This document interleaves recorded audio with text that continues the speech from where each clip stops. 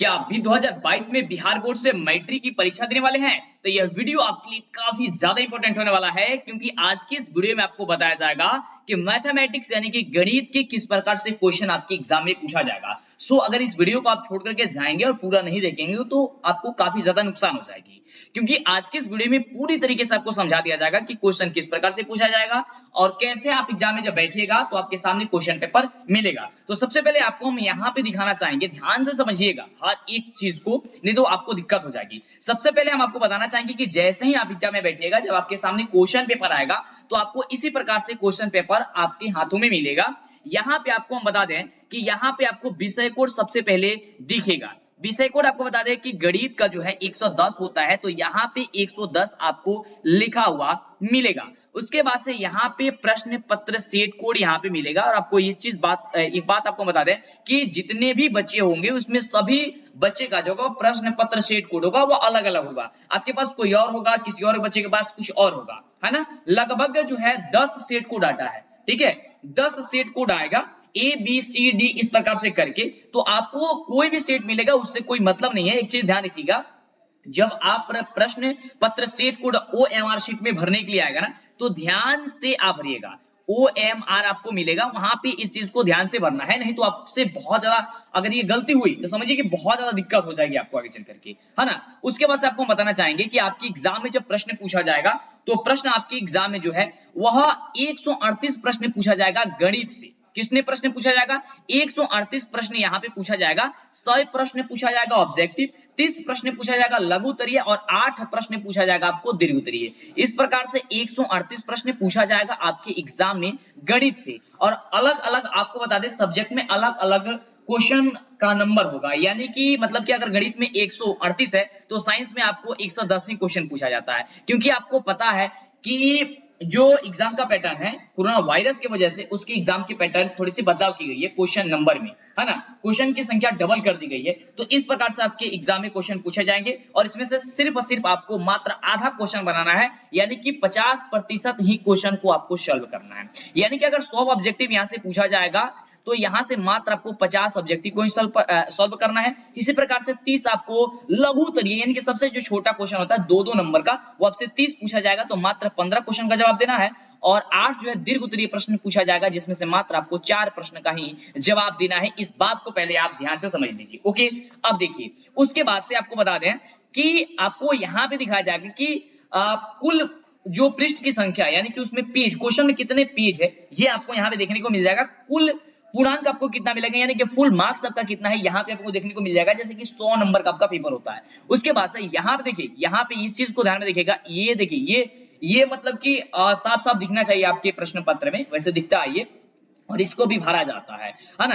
तो ये सब कुछ पहले आपको चेक कर लेना है कि आपके प्रश्न पत्र में किस तरह की त्रुटि नहीं ना है। अगर त्रुटि नहीं होगी तो उसके बाद से आपको OMR शीट को अच्छे प्रकार से जब मिलेगा तो वहां पे सब कुछ भरना होगा। और यहाँ पे बता दें आपको, यहाँ पे आपको समय देखने को मिलेगा कि कितना समय आपको दिया जाएगा, कि 3 घंटे 15 मिनट दिया जाएगा आपको, जिसमें से 15 मिनट आपको क्वेश्चन को पढ़ने के लिए या फिर अदर काम करने के लिए दिया जाएगा, और 3 घंटे सिर्फ और सिर्फ आपको सॉल्व करने के लिए दिया जाएगा, ठीक है। तो आइए हम देखते हैं कि कैसा क्वेश्चन रहेगा, है ना, आपके एग्जाम में जब आप बैठिएगा तो। और एक एक क्वेश्चन देखिए, ये वीडियो थोड़ी सी लंबी होगी, लेकिन बता दें बड़ी ही काम की यह वीडियो है आपके लिए। थोड़ी सी लंबी हो जाएगी तो आप ठान लीजिए, आपको 100 प्रश्न बताने वाले हैं। कितने प्रश्न बताने वाले हैं आज की इस वीडियो में? गणित के 100 प्रश्न बताने वाले हैं, जो आपके लिए मोस्ट इंपोर्टेंट है, मतलब काफी ज्यादा इंपोर्टेंट है। तो ठान लीजिए और कॉपी कलम लेकर के बैठिए कि किस प्रकार से क्वेश्चन आ रहा है, कैसे आपको उसको सॉल्व करना है, हर एक पॉइंट्स को आपको हम क्लियर कर दे रहे हैं। और इसी तरह की वीडियो पाने के लिए पहले तो आप फटाफट से जल्दी से सब्सक्राइब कर लीजिए, क्योंकि देखिए जब तक चैनल को सब्सक्राइब नहीं करेंगे ना, आपको आगे से वीडियो नहीं मिल पाएगी, ओके। और वीडियो को लाइक करके दोस्तों में शेयर कर दीजिए। और अभी तक बिहार बोर्ड के 2022 के मैट्रिक बोर्ड परीक्षा के लिए अगर आप बुक नहीं खरीदे हैं ना, तो मेरे द्वारा खुद का बुक तैयार किया गया है। आप जाकर के मार्केट से या फिर Amazon या फ्लिपकार्ट से भी कर सकते हैं। डीएलएस एजुकेशन ऑब्जेक्टिव भी मांगेगा या मंटू सर का ऑब्जेक्टिव क्वेश्चन आएंगे 2022 के एग्जाम के लिए, तो आपको मिल जाएगा। तो जाकर के वो मार्केट से या अपने नजदीकी दुकान से आप जाकर के खरीद सकते हैं। तो आइए वीडियो को शुरू करते हैं, देखते हैं कौन कौन सा क्वेश्चन है।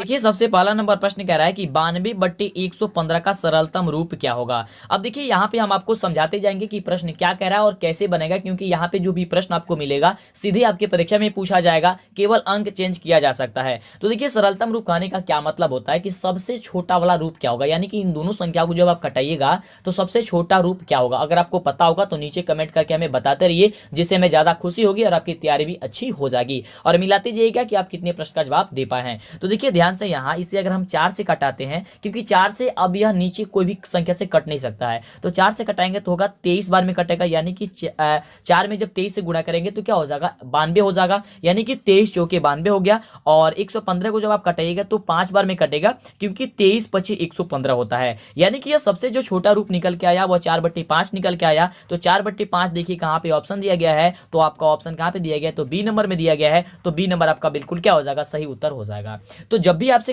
पूछे कि सरलतम रूप क्या होगा तो सबसे छोटा से कटाइए, मतलब कि आपको इतना उसको छोटा कर देना है जिससे कि वो उसके आगे छोटा हो ही नहीं सकता है, वही आपका आंसर हो जाएगा। तो अगर आएगा अंक चेंज करके तो बना दीजिएगा ना, बिल्कुल बना दीजिएगा। चलिए अगला प्रश्न देखिए क्या कह रहा है, काफी शानदार क्वेश्चन है, मजेदार क्वेश्चन है कि दो परिमेय संख्याओं के बीच कितनी परिमेय संख्या हो सकती है। तो देखिए आपको कई बार बताए हैं, हम भी बताए हैं, बहुत बार बताए हैं कि दो परिमेय संख्याओं के बीच जो है वह अधिकतम परिमेय संख्या निकाला जा सकता है। तो अधिकतम यानी कि अत्यधिक यानी कि अनंत निकाला जा सकता है, काफी ज्यादा निकाला जा सकता है, तो यानी कि अनंत आपका उत्तर क्या हो जाएगा। यहाँ पे देखिए अनंत की जगह अनगिनत भी ऑप्शन दे देता है, तो अनगिनत में भी आपको टिक कर देना है, यहाँ पे घबराना नहीं है, क्योंकि देखिए अनंत हो गया चाहे अनगिनत हो गया, बात वही होता है। अगले नंबर प्रश्न की ओर बढ़ते हैं और फटाफट आप सभी जवाब बताते रहिएगा। ये प्रश्न कह रहा है कि निम्नलिखित में किसका दशमलव प्रसार जो होगा वह शांत होगा। अब शांत कब होता है इसके बारे में अगर जानकारी होगी आपको तो गलती नहीं होगी। तो देखिए शांत तब होता है जब किसी भिन्न या परिमेय संख्या के हर के गुणनखंड में केवल 2 और 5 आता है, उसके अलावा कोई दूसरा संख्या नहीं आता है। जैसे कि यहाँ पे देखिए ऑप्शन सी में दिया गया है 15/1600, तो 15 जब 1600 दिया गया है तो हर यहाँ पे क्या है 1600 है। तो जब 1600 है तो 1600 को हम लोग क्या करेंगे, गुणनखंड करेंगे। तो 1600 को सबसे पहले 2 से कटाएंगे तो क्या होगा 800 हो जाएगा। फिर 800 को हम लोग 2 से कटाएंगे तो हो जाएगा 400।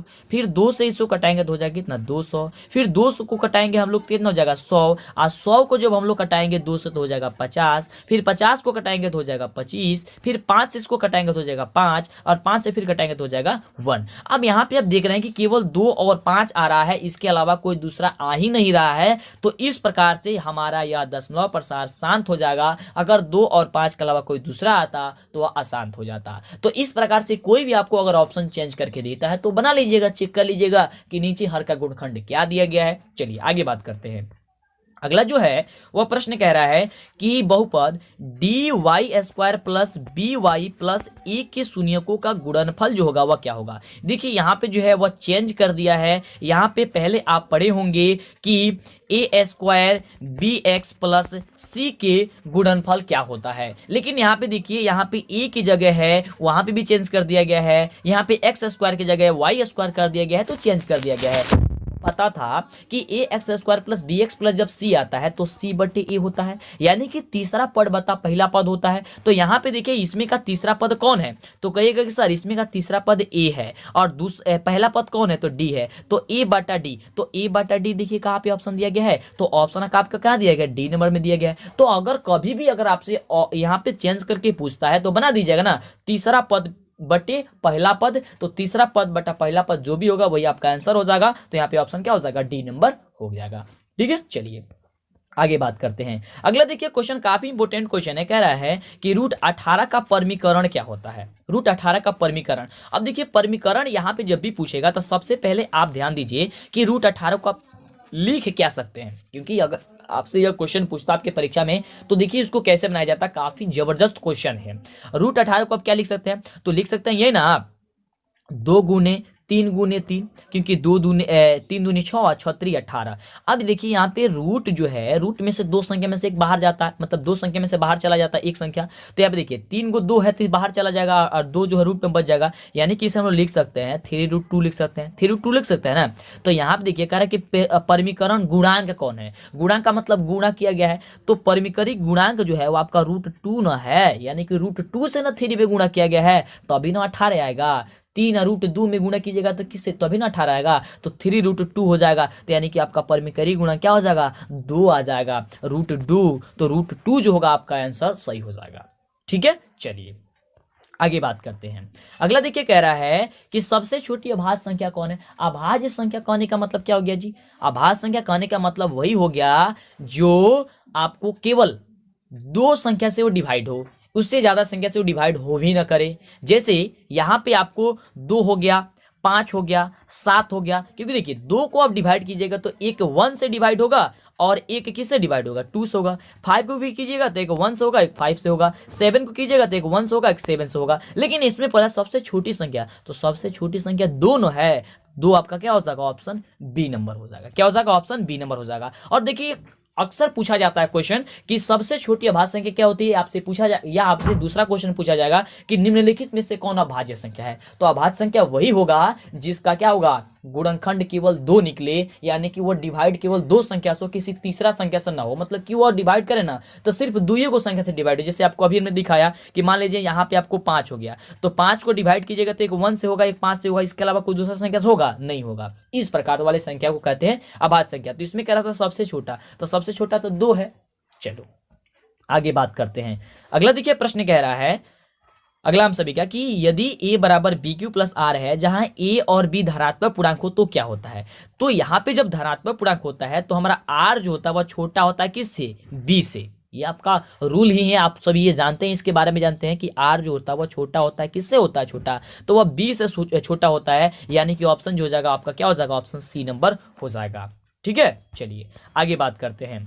अगला जो क्वेश्चन है कह रहा है कि निम्नलिखित में कौन परिमेय संख्या है। अब देखिए परिमेय संख्या कौन होता है जिसे हम लोग p/q के रूप में लिख सकते हैं, वही ना परिमेय संख्या होता है। तो अक्सर ये क्वेश्चन पूछा ही जाएगा, समझ जाओ कि क्वेश्चन आपके एग्जाम में एकदम छप गया है ना, केवल अंक चेंज करके। तो परिमेय संख्या कब होता है, देखो परिमेय संख्या कहने का मतलब हो गया, अभी आपको हमने समझाया कि p/q के रूप में जो आ जाए, और यानी कि वह रूट में नहीं होनी चाहिए, उसी पे रेकरिंग नहीं लगना होना चाहिए, वह डॉट डॉट वाला संख्या नहीं होनी चाहिए। तो ध्यान से देखिए इसमें सब में रूट लगा है, लेकिन यहाँ जो ऑप्शन डी नंबर में दिया गया है वह 6√5/√5 दिया गया है। तो यार देखिए जब भाग में है तो √5 से √5 कट जाएगा कि नहीं कट जाएगा, तो कट जाएगा, तो बचा क्या चीज 6, तो 6 रूट में है नहीं है, तो 6 को 6/1 लिख सकते हैं, यानी कि p/q के रूप में लिख सकते हैं ना। तो यानी कि जब p/q के रूप में आप लिख सकते हैं तो यही तो आपकी परिमेय संख्या हो गया। तो ऑप्शन नंबर डी क्या हो जाएगा, बिल्कुल करेक्ट उत्तर हो जाएगा। अगला देखिए, अगला क्वेश्चन कह रहा है कि द्विघात बहुपद x² + 12x + 35 के शून्यक कौन होंगे। अब देखिए यहाँ पे शून्यक का मान नहीं पूछ रहा है, पूछ रहा है क्या यह दोनों धनात्मक होगा, दोनों ऋणात्मक होगा, दोनों बराबर होगा, या एक धनात्मक और एक ऋणात्मक होगा। देखो आपको छोटा सा ट्रिक बता देते हैं, अगर अक्सर ऐसा कोई भी क्वेश्चन पूछेगा, यहाँ पे अगर बीच वाला जो मान होगा ना, बीच वाला अगर प्लस में होगा, ठीक है प्लस में होगा, तो आंसर जो आपका आएगा, जो शून्य का आएगा, दोनों ऋणात्मक में आएगा, यानी कि ऑप्शन आपका बी नंबर हो जाएगा। या आप निकाल कर भी इसे चेक कर सकते हैं। कैसे निकालते हैं आपको समझा देते हैं, हिंट्स दे देते हैं, आप निकाल लीजिएगा। ठीक है, देखिए x² + 12x + 35 दिया गया है, शून्य के निकालने के से क्या कर दिया, बराबर 0। और कैसे निकाला जाता है, पहला वाला पद में तीसरा वाला पद को गुणा कर देते हैं और बीच वाले पद के मान के बराबर निकालते हैं, फिर कॉमन लेके आपको मान निकाल देते हैं। तो निकालिएगा तो दोनों आपको माइनस में ही आएगा, तो आपका दोनों ऋणात्मक हो जाएगा, यानी कि ऑप्शन क्या हो जाएगा, बी नंबर। यानी कि शून्य यानी कि अल्फा और बीटा का जो मान आएगा वह कैसा आएगा, तो आपको दोनों ऋणात्मक में ही आएगा। अगला देखिए, अगला जो क्वेश्चन है कह रहा है कि निम्नलिखित में कौन जो है अपरिमेय संख्या। अपरिमेय कहने का मतलब क्या हो गया कि जो रूट में होना चाहिए, जिसे हम लोग p/q ग्रुप में नहीं लिखें, वही ना होगा। तो यहाँ देखिए यहाँ पे रूट से इसे भी बाहर कर सकते हैं, इसे भी बाहर कर सकते हैं, इसे भी बाहर कर सकते हैं, लेकिन रूट 27 को बाहर कीजिएगा, नहीं कर सकते हैं आप। रूट 27 को बाहर कर सकते हैं, नहीं कर सकते। देखिए यहाँ पे 121 है, तो 11 में देखिए 121 है, तो 11 × 11 कीजिएगा तो क्या हो जाएगा, 121 होता है, यानी कि 11 तो बाहर आ गया, ये तो परिमेय संख्या हो गया, है ना। उसी प्रकार से यहाँ पे क्या हो गया, 196 दिया गया है, तो 196 क्या लिख सकते हैं, 14 × 14, है ना। तो 14 × 14 लिखेंगे तो 12 हो जाएगा, यानी कि 14 आ गया। तो 14/1 यानी कि लिख सकते हैं आप क्या चीज़, p/q ग्रुप में लिख सकते हैं, तो ये भी आपका हो जाएगा। आपका 289 है, इसे करिएगा कितना, 17 × 17, है ना, रूट में 17 में 17 से गुणा कीजिएगा तो 289 हो जाएगा, और ये भी बाहर हो जाएगा, यानी कि 17 हो जाएगा। तो ये बाहर हो गया, तो ये परिमेय संख्या हो जाएगा, लेकिन रूट 27 बाहर नहीं हो सकता, यानी कि ऑप्शन क्या हो जाएगा, सी हो जाएगा। अगला देखिए, अगला जो प्रश्न है वह कह रहा है कि बहुपद 5y² - 25 के शून्य की ज्ञात कीजिए। तो ध्यान से देखिए यहाँ पे शून्य ज्ञात करने के लिए क्या किया जाता है, 5y² - 25 शून्य यानी कि 0। तो 5y² = 25, तो y² = 25 बटा क्या चीज, वाई स्क्वायर बराबर 25 बटा क्या चीज, तो 5, तो 5 25 यानी कि 5, तो वाई स्क्वायर बराबर 5 आ गया, वाई स्क्वायर बराबर 5 आ गया, तो वाई बराबर क्या होगा, रूट में 5 होगा, यानी कि एक यहाँ पे रूट में प्लस और माइनस दोनों में आता है, तो एक रूट 5 आएगा और एक रूट -5 आएगा, तो +5 रूट और -5 रूट कहाँ पे दिया गया है, तो ऑप्शन सी नंबर में दिया गया है, तो ऑप्शन सी आपका क्या होगा, बिल्कुल सही हो जाएगा। अगला देखिए प्रश्न क्या कह रहा है। अगला प्रश्न कह रहा है कि एक द्विघात बहुपद के शून्यकों का योग तथा गुणनफल जो है वह 3 तथा -40 है, तो द्विघात बहुपद ज्ञात कीजिए। देखिए यहाँ पे अक्सर यहाँ पे ध्यान से देखिएगा, यहाँ पे कह रहा है कि शून्यकों का योग और गुणनफल दे दिया गया है, यानी कि अल्फा प्लस बीटा का वैल्यू दे दिया गया है 3 और अल्फा इंटू बीटा का वैल्यू दे दिया गया है -40 दे दिया गया। आपको पता है तो फटाफट से बताते रहिएगा, ठीक है। अब देखिए ध्यान से यहाँ पे क्या कह रहा है, ओके। चलिए यहाँ पे जो है आपको कह रहा है कि द्विघात बहुपद, तो द्विघात बहुपद का एक सूत्र होता है कि x square minus alpha plus beta into x plus alpha into beta होता है, ये आपका सूत्र होता है, समझ में आया। चलिए तो एक्स स्क्वायर का एक्स स्क्वायर माइनस का माइनस अल्फा प्लस बीटा, तो अल्फा प्लस बीटा का माइनस मान कितना दिया गया, 3 दिया गया है, यानी कि 3 में एक्स से गुणा करना, तो कितना हो जाएगा, 3x हो जाएगा। अब देखिए यहाँ पे अल्फा इंटू बीटा प्लस में, तो प्लस अल्फा इंटू बीटा दिया गया, तो अल्फा इंटू बीटा का मान दिया गया -40, तो प्लस और माइनस माइनस में हो जाएगा, तो -40 हो जाएगा, यानी कि एक्स स्क्वायर माइनस 3x -40। देखिए कहाँ पे ऑप्शन दिया गया है, तो ऑप्शन आपका कहाँ पे दिया गया, ऑप्शन ए नंबर में दिया गया है। तो जब भी यहाँ पे अंक अगर चेंज करके पूछा जाएगा तो आप बना लीजिएगा कि द्विघात बहुपद क्या होगा, वह सूत्र आपको हमने बता दिया। चलिए आगे बात करते हैं। एक साथ 2 बार वीडियो देख लीजिएगा, एक बार एग्जाम से पहले एक बार और देख लीजिएगा तो बढ़िया से याद हो जाएगा, या 1-2 दिन के बाद आप प्रैक्टिस करते हैं। देखिए जो क्वेश्चन आप देख रहे हैं ना, उसे मन से आप प्रैक्टिस कीजिए, ये आपका मॉडल पेपर आपके पास होगा, उसे निकालिए और सॉल्व करने का प्रयास कीजिए। जहां फंस जाते हैं वह आकर के इस चैनल से आप वीडियो देख लीजिए, ठीक है। 1 से 2 बार देखने के बाद से आप प्रयास कीजिए, और यहाँ पे जो आपको मेथड समझ में आ जाएगा कि कैसे बनाया जा रहा है, तो आपसे कोई भी प्रश्न आएगा तो नहीं फंसेगा, ठीक है। दिक्कत ये होती है कि आप प्रैक्टिस नहीं करते हैं।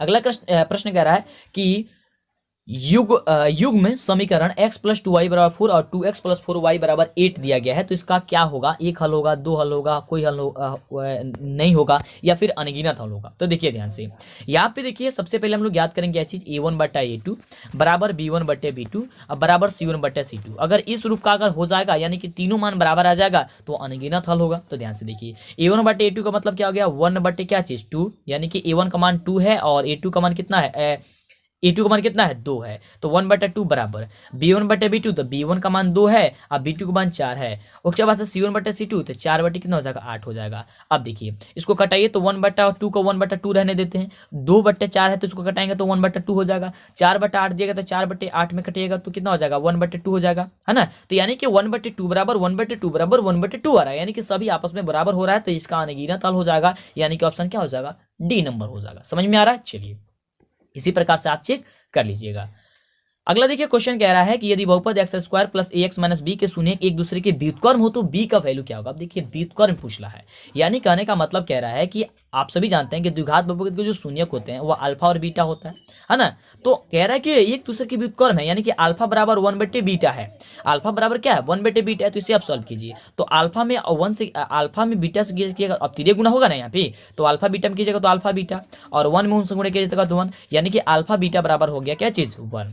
तो अल्फा बीटा बराबर जब 1 हो गया, तो अल्फा बीटा बराबर आप जानते हैं कि तीसरा पद बटे पहला पद, यानी कि c बटे, यानी कि तीसरा पद क्या है, यहाँ पे -b है, तो -b बटे क्या चीज, पहला पद, तो पहला पद 1 है, बराबर क्या चीज हो जाएगा, 1 हो जाएगा। अब देखिए यहाँ पे आप तिर्यक गुणा कीजिए, तो -b में 1 से कीजिएगा तो हो जाएगा -b, और 1 में 1 से कीजिएगा हो जाएगा 1, यानी कि -b बराबर हो जाएगा 1। तो b बराबर क्या हो जाएगा, माइनस का 1 हो जाएगा, क्योंकि जब यहाँ पे माइनस है तो ये माइनस पक्षांतरित हो जाएगा, तो b बराबर हो जाएगा -1। तो -1 कहाँ पे दिया गया है, ऑप्शन नंबर बी में दिया गया है। समझ में आ रहा है। तो इस प्रकार से ये क्वेश्चन बन जाएगा।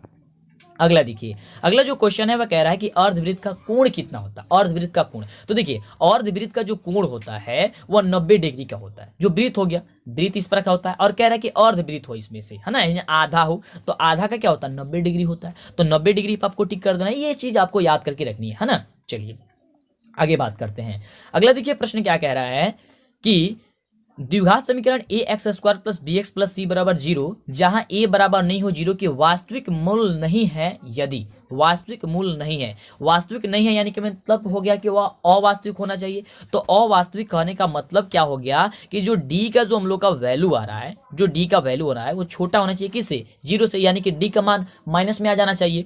तो डी का जब वैल्यू माइनस में आ जाना चाहिए तो आप सभी जानते हैं डी बराबर होता है बी स्क्वायर माइनस 4ac। और तब यहाँ पे डी के बदले हमने इतना लिख लिया, डी के बदले ये सूत्र होता है हमने लिखा, और फिर इस वाले सिंबल को हम लोग लगा देंगे इस तरह से, या फिर लगा देंगे 0। तो देखिए कि ये वाला जो है आपको कहाँ पे दिया गया है, बी स्क्वायर माइनस 4ac और छोटा हो किससे, 0 से। तो यहाँ पे ऑप्शन नंबर डी में दिया गया है, तो आपका ऑप्शन नंबर क्या हो जाएगा, डी सही हो जाएगा। समझ में आ रहा है? चलिए अगला नंबर प्रश्न देखिए, कह रहा है कि यदि अल्फा तथा बीटा समीकरण 2x square minus x minus 6 बराबर 0 के मूल हो तो 1/अल्फा प्लस 1/बीटा का वैल्यू निकालिए। इसको निकालने के लिए ध्यान दीजिए क्या करना होता है, अल्फा प्लस बीटा का सबसे पहले निकालना होता है और अल्फा इंटू बीटा निकालना होता है। ठीक है, तो अल्फा प्लस बीटा बराबर क्या होता है, माइनस b/a। तो यहाँ पे b का मान जो है वह पहले से ही माइनस है, तो माइनस माइनस प्लस हो जाएगा, यानी कि 1 a का वैल्यू 2 है, तो यानी कि 1/2 हो जाएगा। अब देखिए यहाँ पे जो है वहाँ पे आपको अल्फा इंटू बीटा निकालना है, तो c/a होता है, तो c का मान क्या है, माइनस का 6 है, और माइनस का 6 बटा a, तो a का वैल्यू 2 है, यानी कटाएंगे तो क्या हो जाएगा, माइनस का 3 आ जाएगा। यानी कि अल्फा प्लस बीटा 1/2 आया और अल्फा इंटू बीटा माइनस का 3 आया। ये बात आप याद करके रखिए। अब इसके बाद से हमको निकालना है किस चीज़ के, तो 1/अल्फा प्लस 1/बीटा का वैल्यू निकालना है। ठीक है, तो यहाँ पे जब इसे हम एलसीएम करेंगे तो अल्फा बीटा हो जाएगा, अल्फा से अल्फा कट जाएगा, बच जाएगा ऊपर बीटा, और बीटा से बीटा कट जाएगा, बच जाएगा यहाँ पे अल्फा। ठीक है, अब देखिए अल्फा प्लस बीटा चाहे बीटा प्लस अल्फा का मान हमने क्या निकाला था, 1/2 निकाला था। ठीक है, अब देखिए इसके नीचे हमने रख दिया बाटा। अब अल्फा इंटू बीटा, तो अल्फा इंटू बीटा का वैल्यू हमने क्या निकाला था, माइनस का 3 निकाला था, ये निकाला था ना, तो माइनस का 3 निकाला था। मान लीजिए यहाँ पे अब माइनस का 3 लगा तो यहाँ पे कुछ नहीं है, तो यहाँ पे 1 लिख सकते हैं हम लोग। बेसिकली बात ये है कि यहाँ पे 1 इसलिए लिख रहा है क्योंकि यह भाग में हो गया, तो इससे हमें गुणा में चेंज करना पड़ेगा, करना पड़ेगा ना। तो ध्यान से देखिए, जब इसे हम लोग गुणा में चेंज करेंगे तो 1/2 गुने यहाँ ऊपर का नीचे चला जाएगा, है ना, नीचे का ऊपर चला जाएगा, तो यानी कि नीचे 1 है तो ऊपर 1 और नीचे अब ये माइनस का 3 हो जाएगा। ठीक है, तो देखिए 1 में 1 से गुणा कीजिएगा तो हो जाएगा 1, और 2 में -3 से गुणा कीजिएगा हो जाएगा माइनस का 6, यानी कि 1/- माइनस का 6 ऑप्शन कहाँ पे दिया गया है, तो 1/- माइनस का 6 जो ऑप्शन दिया गया है वो ऑप्शन डी नंबर में दिया गया है। तो डी नंबर जो होगा आपका बिल्कुल करेक्ट उत्तर हो जाएगा। समझ में आया? चलिए आगे बात करते हैं। इस प्रकार से ये क्वेश्चन बनता है, तो यहाँ पे मान चेंज करके देगा, तो आप फटाफट से बना लीजिएगा। अगला देखिए प्रश्न कह रहा है कि समानांतर श्रेणी -3, 4, 11, 18 डॉट डॉट डॉट का 21वां पद क्या होगा। तो आपको इसको बनाने के लिए एक ट्रिक बताए थे, जब भी कोई भी पद पूछेगा तो आपको क्या करना है, ए लिख देना है, आप प्लस लिख देना है, और जो पद पूछेगा मतलब जितना पद पूछेगा उसमें से एक घटा करके और उतना में डी से गुणा कर दीजिएगा। यानी कि 21 पूछ रहा है तो 20 और डी से गुणा कर दीजिएगा, यानी कि a + 20d, यानी कि a + 20d लिख दीजिएगा। तो a का वैल्यू समानांतर श्रेणी में सबसे पहला वाला होता है, तो -3 हो गया, प्लस यहाँ पे d का, यहाँ पे 20 तो 20, और d का वैल्यू क्या होगा, तो दूसरा पद में से पहला पद घटता है, यानी कि 4 में से कितना, -3 घटाएंगे तो माइनस माइनस और प्लस होगा, यानी कि 7 हो जाएगा, तो गुने 7 हो गया। अब देखिए यहाँ पे -3 आप 20 में 7 से गुणा करेंगे तो 100 हो जाएगा 40, क्योंकि 7 दूनी 14 तो हो जाएगा 140 हो गया। तो माइनस में 3 है और 140 हो गया, कितना हो जाएगा, अब 137 हो जाएगा ना। तो 137 देखिए कहाँ पे ऑप्शन दिया गया है, तो 137 जो दिया गया है वो आपको ऑप्शन डी नंबर में दिया गया है, तो ऑप्शन डी आपका सही हो जाएगा। इसी प्रकार से अगर ऑप्शन आपको यहाँ पे जो है अंक चेंज करके पूछता है तो फटाफट से आप बना दीजिएगा। अगला देखिए क्वेश्चन क्या कह रहा है। अगला जो क्वेश्चन है कह रहा है कि निम्नलिखित में से कौन सा द्विघात समीकरण है। इसमें से द्विघात समीकरण कौन है। अब द्विघात समीकरण कौन होता है, जो कि एक्स स्क्वायर के रूप में आना चाहिए, वही ना होता है आपका द्विघात समीकरण। तो देखिए, तो यहाँ पे ध्यान से देख रहे हैं तो ये रूट वाला है, ये तो होगा नहीं। ये जो है एक्स स्क्वायर गुणा करेंगे तो 4x² हो जाएगा, माने x का पावर 4 हो जाएगा, 4x² नहीं होगा, x का पावर 4 हो जाएगा। यहाँ पे देखिए, यहाँ पे x² और x² मतलब इसको भी सॉल्व करेंगे तो ये कट जाएगा, तो x² आएगा ही नहीं। और यहाँ पे देखिए, यहाँ पे x³ दिया गया है और ये जो मान दिया गया है वो x - 1 का q दिया गया है। तो यहाँ पे जब q आएगा और बराबर के इस साइड q है और बराबर के इस साइड q आएगा, तो q से q कट जाएगा, यानी कि बचेगा क्या चीज, x² वाला पद। तो x² वाला पद बचेगा, तो यही आपका क्या है, द्विघात समीकरण है। नहीं अगर समझ में आ रहा है तो इसे सॉल्व कर लीजिएगा। x³ - x² को x - 1 के होल क्यूब दिया गया है, यानी कि x - 1 का जो यहाँ पे बायां पक्ष दिया गया है ना, दायां पक्ष, तो दायां पक्ष को आप क्या कीजिएगा, सॉल्व कर लीजिएगा किस पे, a - b के होल क्यूब पे, फॉर्मूला पे तोड़ लीजिएगा, तो आपका यह द्विघात समीकरण के रूप में आ जाएगा, यानी कि ऑप्शन आपका ए होगा। अगला देखिए, अगला प्रश्न कह रहा है कि समानांतर श्रेणी 80, 76, 72, 78 डॉट डॉट डॉट का कौन सा पद शून्य होगा। कौन सा पद शून्य होगा, यानी कि ए एन बराबर हो जाएगा 0, है ना। तो ए एन बराबर जब 0 हो गया तो यानी कि A plus N minus 1 into D बराबर 0 हम लोग लिख सकते हैं, क्योंकि ए एन का सूत्र ही होता है। तो ए का वैल्यू यहाँ पे हम लोग दिया है 80 प्लस, तो प्लस एन का वैल्यू निकालना ही है, तो वन का एन का एन और 1 का 1, डी का वैल्यू क्या हो जाएगा 76 में से आपका 80 जाएगा तो माइनस का 4, तो माइनस का 4 बराबर हो जाएगा 0, क्या हो गया 0। अब देखिए यहाँ से 80 का 80 आप यहाँ पे n में आप -4 से गुणा करेंगे तो -4n हो जाएगा, और फिर यहाँ पे -4 में 1 से गुणा करेंगे, क्योंकि रूट ये कोष्टक के बाहर है तो सब में गुणा होगा, तो यहाँ पे माइनस माइनस प्लस हो जाएगा, यानी कि 4 हो जाएगा। 4 बराबर क्या हो गया 0। अब देखिए 80 में 4 से गुणा, ये 80 और 4 कितना हो जाएगा 84, और 84 माइनस 4n बराबर 0, यानी कि 84, यहाँ से देखिए 84 माइनस 4n बराबर हो जाएगा 0, तो 84 बराबर हो जाएगा 4n, यानी कि n बराबर क्या हो जाएगा 84 बट्टे कितना चीज, तो आपका 4, तो 21 चौका 84, है ना। तो 21वां पद आपका हो जाएगा, तो 21वां पद क्या हो जाएगा आपका ऑप्शन बी हो जाएगा, यानी कि n का वैल्यू क्या निकला 21, तो 21वां पद आपका आंसर हो जाएगा। ठीक है, चलिए अगला देखिए, अगला प्रश्न कह रहा है कि यदि समानांतर श्रेणी का सामान्य पद 6 माइनस 4n तो इसका सारबंतर क्या होगा। इसका सारबंतर बताना है। देखिए सारबंतर क्या होगा, ध्यान से देखिए। सबसे पहले तो आपको सारबंतर ज्ञात करने के लिए आपको इसे एपी में लाना होगा। तो एपी में लाने के लिए आप n के बदले 1 2 3 4 5 डॉट डॉट डॉट कुछ भी मानिए। तो सबसे पहले हम लोग मानते हैं यहाँ पे एपी निकालने के लिए सबसे पहले मानते हैं n बराबर 1, तो 6 माइनस 4 इंटू 1 मानेंगे। तो यहाँ पे 6 में 4 से गुणा करते हो जाएगा 6 नहीं 6 का 6 माइनस 4 में 1 से गुणा हो जाएगा 4, यानी कि हो जाएगा 6 में से 4 चला गया तो हो जाएगा 2, यानी कि पहला पद आ गया हम सभी का क्या चीज 2। अब इसके बाद से जो यहाँ पे जो मान दिया गया अब यहाँ पे 2 रखेंगे, क्योंकि 1 रख लिए, तो 6 का 6 और यहाँ पे 4 दूनी अब हो गया 8। अब देखिए यहाँ पे 6 अब बाहर चल जाएगा, अब बजाएगा यहाँ पे -2, यानी एक पद आ गया माइनस का 2। अब इसके बाद से मान लीजिए डॉट डॉट डॉट कोई भी पद आ गया, क्योंकि सारबंतर निकालने के केवल 2 ही पद चाहिए हम लोगों को। तो यहाँ पे -2 और 2 आ गया, 2 पद आ गया, तो दूसरा पद में से पहला पद घटा देते हैं। तो दूसरा पद दिया गया -2 और पहला पद दिया गया 2, यानी कि -2 में से 2 को घटाएंगे तो कितना हो जाएगा माइनस का 4 आ जाएगा। क्यों? क्योंकि ये भी माइनस में है और ये भी माइनस में है, तो ये तो दोनों जुड़ जाएगा ना, तो माइनस का 4 आ जाएगा। तो माइनस का 4 कहाँ पे दिया गया, तो ऑप्शन आपका सी नंबर में दिया गया है, तो ऑप्शन आपका सी क्या होगा, बिल्कुल करेक्ट उत्तर हो जाएगा। समझ में आ रहा है? चलिए आगे बात करते हैं। अगला देखिए जो प्रश्न हम सभी का है, वो प्रश्न हम सभी क्या कह रहा है कि निम्नलिखित में कौन समानांतर श्रेणी में है। अब समानांतर श्रेणी में कौन होता है, जो D1 और D2 बराबर होता है, यानी कि सारबंतर का पहला और सारबंतर दूसरा दोनों आपस में बराबर होना चाहिए। तो यहाँ पे ध्यान से देखिए कि दोनों जो है वह आपस में कौन बराबर है। 22 नंबर जो प्रश्न दिया गया है, ये आपको 4 ऑप्शन दिया गया है। तो ऑप्शन देखिएगा ऑप्शन सी नंबर में कि 1/2, क्योंकि दूसरा पद 1/2 है, दूसरा पद में से पहला पद घटाइए 3/2 को, तो जब 1/2 में 3/2 को घटेगा तो क्या होगा, यहाँ पे 2 तो 2 हो जाएगा एलसीएम। आ देखिए 1 -3 हो जाएगा, तो 1 में से आप घटिएगा माइनस को 3 को, तो -2 बट्टे क्या उतना होगा 2 का, यानी कि कट जाएगा क्या -1 आ जाएगा। यहाँ पे -1 आ गया। अब देखिए अब यहाँ पे तीसरा पद में से दूसरा पद घटाइए, तो तीसरा पद क्या है -1/2। अब माइनस घटाना है आपको 1/2। अब देखिए यहाँ पे हो गया 2 का 2 एलसीएम करेंगे 2, और 2 से 2 कट जाएगा, हो जाएगा माइनस का 1, और फिर यहाँ पे 2 से 2 कट जाएगा, फिर बचेगा क्या चीज माइनस का 1। यहाँ पे माइनस का 1 और माइनस का 1 माइनस का 2 हो गया, यहाँ पे 2 हो गया, तो इसको कटेगा तो फिर आ गया माइनस का 1, यानी कि यहाँ पे जो मान है D1 बराबर D2 निकल गया। इस प्रकार से यह क्या है, यह एपी में है। इस प्रकार क्या हो जाएगा आपका ऑप्शन सी हो जाएगा। अगला देखिए काफी शानदार क्वेश्चन है कि मूल बिंदु के नियामक कौन होते हैं। तो मूल बिंदु का नियामक जो होता है 0,0 होता है, और याद करके रखिएगा काफी इंपॉर्टेंट क्वेश्चन है, सीधा आपका परीक्षा में पूछा जा सकता है ना, डी हो जाएगा। बाबू इतना मेहनत से बताया जा रहा है, तो लाइक अभी तक नहीं किया लाइक कर दीजिए, और चैनल पे पहली बार आए हैं सब्सक्राइब कर दीजिए। काफी मेहनत से आपको बताया जा रहा है, एक एक पॉइंट को बताया जा रहा है, जिससे कि दिक्कत आपको परीक्षा में आए अगर अंक चेंज करके आता है तो लाइक कीजिए, सपोर्ट कीजिए, हम आपका सपोर्ट करेंगे, आप हमारा सपोर्ट कीजिए, बहुत ही अच्छा मजा आएगा।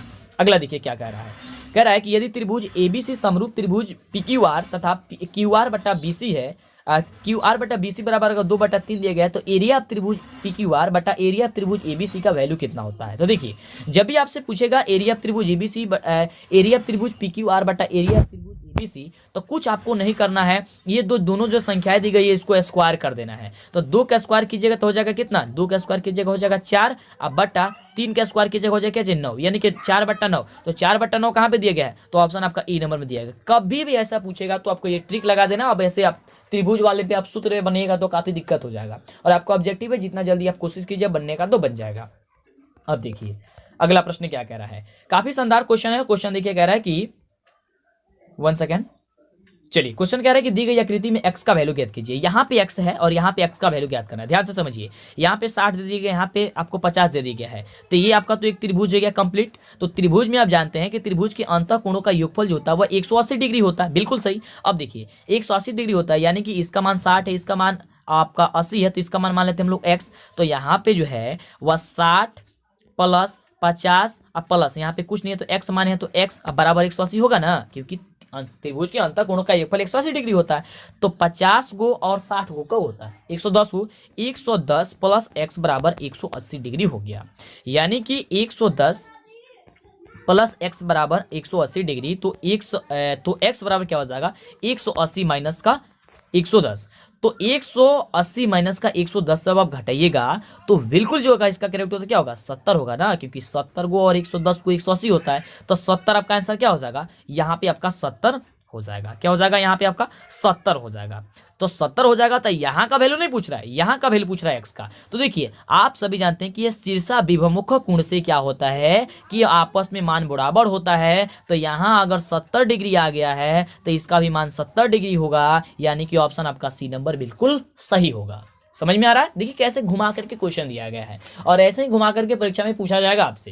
तो ये सभी प्रोसेस, ये सभी मेथड आपको पता होगा तभी तो आप बना पाइएगा। चलिए अगला प्रश्न देखिए क्या कह रहा है।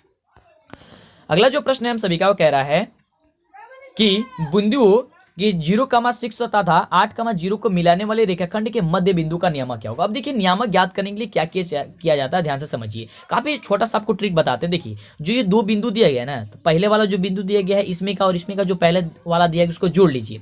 तो 0 को और 8 को जोड़िएगा और इसको बटा 2 से भाग दे दीजिएगा। तो 0 में 8 हो जाएगा 8, 8 बटा 2 कितना हो जाएगा 4, यानी कि एक बिंदु निकला 4 और दूसरा निकालने के कैच के जो इसमें का अंतिम है इसमें का अंतिम उसको जोड़ करके 2 से भाग दे दीजिए। तो 6 आप 0 बटा 2, तो 6 और 0 कितना हो जाएगा 6 और बटा 2 कितना हो जाएगा 3। तो एक आया था 4 और एक आया था 3, तो क्या हो जाएगा 4,3। तो 4,3 कहाँ है, ऑप्शन नंबर डी नंबर में। तो डी नंबर सही हो जाएगा। कुछ भी नहीं सोचना है, इसमें का पहला जोड़ करके 2 से भाग देना है, फिर इसमें का पहला और इसमें का पहला जोड़ करके 2 से भाग दे देना है, आपका आंसर आ जाएगा। अगला देखिए, अगला क्वेश्चन कह रहा है कि बिंदु 4,6 और 8,2 के बीच की दूरी ज्ञात कीजिए। अब देखिए दूरी ज्ञात करने के लिए क्या होता है, √x2 माइनस x1 के whole square plus y2 minus y1 का होल स्क्वायर होता है। बिल्कुल। तो यहाँ पहले वाला बिंदु में x1 y1 का मान रहता है और दूसरे वाला बिंदु में x2 और y2 का मान रहता है। तो यहाँ पे x2 का वैल्यू कितना है 8 है। तो 8 में से आपको पहला वाला मान घटाना है यानी कि 4। तो 8 में से 4 को घटाइए कितना हो जाएगा 4 हो जाएगा, यानी कि हो जाएगा 4 का स्क्वायर। यहाँ पे कंप्लीट, यहाँ पे ध्यान से समझ लीजिए, इसको यहाँ पे घटा करके हम बना देते हैं। ठीक है, आप सॉल्व कर लीजिएगा। 8 में से 4 घटेगा 4, ये 4 का स्क्वायर हो जाएगा 16 प्लस 2 में से 6 को घटाएगा तो हो जाएगा -4, -4 का स्क्वायर कीजिएगा हो जाएगा प्लस का 16, तो हो जाएगा +16। तो 16 हो गया कितना 32, रूट का कितना हो गया 32 हो गया। जब रूट का 32 आ गया तो रूट को 32 आ गया तो रूट को बाहर कर दीजिए आप, रूट को, है ना। तो यहाँ पे क्या हो जाएगा 4√2 हो जाएगा, क्योंकि यहाँ पे देखिए यहाँ पे क्या लिख सकते हैं, यहाँ पे 2 × 2 × 2 × 2 × 2 लिख सकते हैं। यहाँ पे 2 दूनी 4, 4 दूनी 8, 8 दूनी 16, 16 दूनी 32 लिख सकते हैं। तो 2 में से को बाहर जाता है तो ये को संख्या इसमें से बाहर हो जाएगा, ये इसमें से बाहर हो जाएगा, यानी कि 2 को बाहर हो गया 2 × 2, है ना। और √2 मतलब कि अंदर ही है। तो 2 में 2 से गुणे के जो हो जाएगा 4 और √2, तो 4√2 न होगा। तो 4√2 क्या हो जाएगा, ऑप्शन नंबर ए हो जाएगा। अगला देखिए क्वेश्चन क्या कह रहा है, काफी आसान क्वेश्चन है। यहाँ पे कह रहा है कि sin square 60 degree plus cos square 60 degree का मान क्या होगा। अब काफी बच्चे सोच में पड़ जाएगा, अरे यार इसका मान क्या होगा जी, इसको कैसे बनाएंगे। रखता है कि इसको हमको मान रख के बनाना होगा। मान रख के नहीं बनाना होगा। आपको पता है कि sin square theta plus cos square theta बराबर 1 होता है।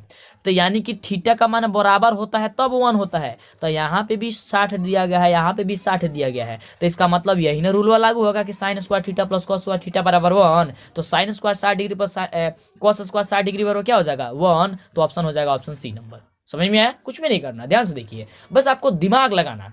इसीलिए कह रहे हैं कि जो मेथड हम आपको बता रहे हैं ध्यान से समझते जाइए क्या क्या हम कह रहे हैं, है ना। चलिए अगला प्रश्न देखिए क्या कह रहा है कि यदि रैखिक समीकरण का युग्म संगत हो तो रेखाएं क्या होगी। संगत कब होता है, इसका मतलब संगत हो जाएगा यानी कि अद्वितीय होता है तभी ना संगत होगा। तो अद्वितीय होगा यानी कि उसका क्या होगा, प्रतिच्छेदी रेखा या संपाती रेखा होगा। इसको काफी बढ़िया से बाबू पढ़िएगा, कब संपाती रेखा होता है, कब संगत होता है, कब अविरोधी होता है, कब विरोधी होता है, इसके बारे में पढ़िएगा। किसी किसी का एक ही नाम 2-2 बार है, तो इसको आप अच्छे से पढ़ लीजिए। दो चर वाला रैखिक समीकरण का एक आपको वीडियो हम बना करके दिए हुए हैं। उस वीडियो को कंप्लीट जो बच्चा देख लेगा उसको दिक्कत नहीं होगा, तो वीडियो देख लीजिएगा। चलिए, तो अभी तक जो बच्चे लाइक नहीं किए, लाइक करने में कंजूसी मत कीजिए। इतना मजा आ रहा है आप सभी को पढ़ने में, सारी चीजें समझ में आ रही है, तो लाइक कीजिए और कमेंट करके बताइए। और चैनल पे अभी तक सब्सक्राइब नहीं किए, चैनल को सब्सक्राइब कर लीजिए, क्योंकि जब तक चैनल को सब्सक्राइब नहीं करेंगे तब तक आपको आगे से वीडियो का नोटिफिकेशन नहीं मिलेगा, नहीं ये आपको वीडियो नहीं मिल पाएगी। अगला देखिए क्वेश्चन कह रहा है कि बिंदु -6, -5/2 किस पाद में? किस पाद का मतलब हो गया किस चतुर्थांश में है। पाद कहे तो चतुर्थांश कहे तो बात वही है। तो देखिए, जब भी कोई संख्या दोनों माइनस में आ जाए तो वो आपका जो होती है, यहाँ पे अंक से कोई मतलब नहीं है, आपको चेक करना है कि क्या वो संख्या दोनों माइनस में है। अगर दोनों माइनस में होगा तो तृतीय पाद में होगा, यानी कि ऑप्शन हो जाएगा सी नंबर। ठीक है, चलिए बिल्कुल। अगला देखिए प्रश्न क्या कह रहा है। अगला जो प्रश्न है वो कह रहा है, ध्यान से समझिएगा कि त्रिभुज PQR में भुजा QR को S तक बढ़ाया, इस प्रकार बढ़ाया गया है कि कोण PRS को S जो है 120 डिग्री है और कोण QPR जो है वह 63 डिग्री है। तो कोण PQR का वैल्यू कितना होगा? ध्यान से समझिए। ये मान लीजिए कि एक प्रकार का त्रिभुज बन गया, ठीक है, इसको मान लें हम लोग PQR। कह रहा है कि QR को S तक बढ़ाया गया, यानी कि QR वाला जो ये भुजा है ना, इसको S तक बढ़ा दिया गया, तो S हम लोग मान लेते हैं यहाँ पे। ठीक है, अब कह रहा है कि कोण PRS, कोण यहाँ पे PRS यानी कि ये वाला दिया गया है 120। ठीक है, कह रहा है कि कोण QPR ये वाला दिया गया है 63 डिग्री। आप पूछ रहा है क्या चीज? कोण PQR, कोण P, ये आपका P है, PQR यानी कि ये वाला पूछ रहा है। तो ध्यान से देखिए कैसे बनेगा। यहाँ पे देखिए, ये जो बढ़ाया गया है S तक बढ़ाया गया है, तो आप सभी जानते हैं कि लंबी सीधी रेखा पे जो होती है वह 180 डिग्री का कोण बनता है। तो यानी कि ये आपका 120 दिया गया है, तो ये वाला आपको बनाएगा, यानी कि मान लेते हैं ये वाला x हो गया। तो यानी कि 120 में कितना जोड़ेंगे ताकि 180 हो जाएगा, क्योंकि एक सीधी रेखा पे 180 डिग्री कोण बनता है ना, तो इस पे 180 डिग्री बनेगा, तो 120 है, वो कितना है, कितना बनेगा, यानी कि 180 में से आपको मान लीजिए कितना घटेगा ताकि 120 आ जाएगा। आपका कितना आएगा, मतलब 180 में से घटेगा कितना आ जाएगा, तो कितना हो जाएगा, 60 हो जाएगा ना, 60 है 80, यानी कि ओह यहाँ पे त्रिभुज था, एक मिनट रुकिए, ये आपका त्रिभुज हो गया। ध्यान से समझिएगा, ये S तक बढ़ाया गया है, PQR और S है। यहाँ पे त्रिभुज यहाँ पे 120 डिग्री दिया गया है, तो यहाँ पे एक सीधी रेखा पे 180 डिग्री का बनता है। तो यहाँ पे जब 120 है तो यहाँ पे 60 बनेगा, तभी ना 120 होगा। एक 60 को और 120 को 180 हो गया। चलिए 180 हो गया। यहाँ पे वैल्यू आपको दे दिया गया है, कितना दे दिया गया है, तो 63 दे दिया गया है। तो यानी कि अब यहाँ का एक त्रिभुज का एक कोण मिल गया 63 और एक कोण मिल गया कितने 60 और एक कोण निकालना है। तो आप सभी जानते हैं कि कंप्लीट त्रिभुज में 180 डिग्री का आपको अंतःकोण होता है। तो 180 डिग्री यानी कि 63 को और 60 को जोड़ करके यहाँ पे x मान लीजिए, यानी कि 63 प्लस x प्लस 60 बराबर 180, क्योंकि त्रिभुज के अंतःकोण का एक फल 180 डिग्री होता है। आप देखिए 63 को और 60 को कितना होता है 123, 123 प्लस x बराबर कितना हो गया 180 हो गया। अब देखिए, अब 180 जो है 1 सेकेंड 123 यहाँ पे लिख देते हैं एक बार और, बराबर 180। तो x बराबर क्या हो जाएगा 180 माइनस 123, 180 माइनस 123 होगा ना। तो यहाँ पे देखिए 10 में से 3 घटेगा कितना होगा 7। यहाँ पे हो गया एक, जब आप ये ले लेंगे अंक एक ले लेंगे तो 7 हो जाएगा। 7 में से 2 गया तो कितना बचेगा 5 और एक तो घट जाएगा, हो जाएगा 0, यानी कि 57 डिग्री। तो 57 डिग्री कहाँ पे है, ऑप्शन नंबर बी में है। समझ में आया? बिल्कुल। अगला देखिए क्वेश्चन क्या कह रहा है। अगला है कि यदि किसी त्रिभुज के कोण का समद्विभाजक विपरीत भुजा को समद्विभाजित करता है तो त्रिभुज क्या होगा। तो देखिए वह त्रिभुज होगा आपको समद्विबाहु त्रिभुज। तो याद कर लीजिए कि वो समद्विबाहु होगा, यानी कि ऑप्शन हो जाएगा ए नंबर। ठीक है, अब चलिए आगे बात करते हैं। कहिएगा तो उसके बारे में भी समझा देंगे कि वो कैसे बनेगा। यहाँ पे अगला प्रश्न कह रहा है कि त्रिभुज ABC में DE समानांतर BC है और AD बराबर BD है, AD बटा DB है, AD बटा DB है, DB बराबर जो है वह 2/3 है। तो AE बटा EC का वैल्यू आपको बताना है। क्या बताना है, यहाँ पे ध्यान से देखिए, यहाँ पे मान लीजिए एक त्रिभुज हो गया, यहाँ पे ABC हो गया और DE समानांतर यहाँ पे DE समानांतर क्या है BC, यानी कि इसके समानांतर ये है। कह रहा है कि ये AD यानी कि AD 2/3 है, यानी कि AD/DBH और BD 3 है। तो इसका वैल्यू पूछ रहा है। तो आप सभी जानते हैं थेल्स के अनुसार कि इसका जितना मान होगा इसका होगा, इसका मान होगा इतना होगा, यानी कि 2/3 न हो जाएगा। तो 2/3 कहाँ पे दिया गया? ऑप्शन नंबर बी में दिया गया, तो ऑप्शन बी हो गया। चलिए अगला प्रश्न देखिए क्या कह रहा है। अगला जो प्रश्न है वह कह रहा है कि यदि त्रिभुज ABC तथा DEF में AB/DE बराबर BC/FD हो तो समरूप त्रिभुज में होंगे तब। अब देखिए यहाँ पे एक मान लीजिए एगो ये त्रिभुज है और एक मान लीजिए एगो ये त्रिभुज है। यहाँ पे कह रहा है ABC वाला त्रिभुज है, यहाँ पे DEF वाला त्रिभुज है। ठीक है, कह रहा है कि AB/D है, यानी कि इसके बाटा माने E वाला रेखा है इसके बाटा में है। ठीक है, उसके बाद कह रहा है कि BC यानी कि ए वाला जो है वह FD है इसके वाला है। तो कह रहा है कि यहाँ पे जो समरूप त्रिभुज कौन होंगे, तो यहाँ पे ध्यान से देखिए, यहाँ वाला जो आपका मान होगा, यहाँ वाला जो मान होगा वो यहाँ वाला मान होगा, यानी कि कोण B बराबर कोण E होना चाहिए। तो कोण B बराबर कोण E क्या हुआ है? ऑप्शन नंबर बी दिया गया है। कहाँ है? Option B. अगला देखिए, अगला प्रश्न हमसे भी क्या कह रहा है कि दी गई आकृति में यहाँ पे PQ जो है वो 0 केंद्र वाले केंद्र की स्पर्श रेखा है। यदि OQ बराबर 3 सेंटीमीटर और PQ बराबर 4 सेंटीमीटर तो OP का वैल्यू ज्ञात करना है। ध्यान से देखिए, समझिए यहाँ पे क्या कह रहा है।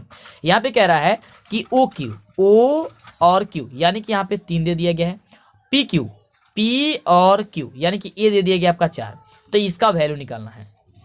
किसका निकालना है वैल्यू? तो इसका आपका वैल्यू निकाल देना है। तो फटाफट से निकल जाएगा। कैसे निकलेगा? तो ध्यान से समझने का आप प्रयास कीजिए। देखिए ध्यान से, यहाँ पे जो है आपको लंब दे दिया गया है, आधार दे दिया गया है, यहाँ पे कोण नहीं दिया गया। तो कोण का फॉर्मूला क्या होता है? लंब स्क्वायर प्लस आधार को, यानी कि 3 का स्क्वायर और 4 का स्क्वायर। तो 3 का स्क्वायर कितना? 9 और 4 का स्क्वायर 16। तो 16 9 कितना? 25, यानी कि रूट में आ गया कितना? 25। तो 25 को बाहर कीजिए कितना होगा? 5। तो 5 देखिए ऑप्शन कहाँ पे दिया गया? बिल्कुल ऑप्शन आपका सी नंबर में दिया गया। तो ऑप्शन सी आपका बिल्कुल सही। समझ में आ रहा है? चलिए अगला देखिए।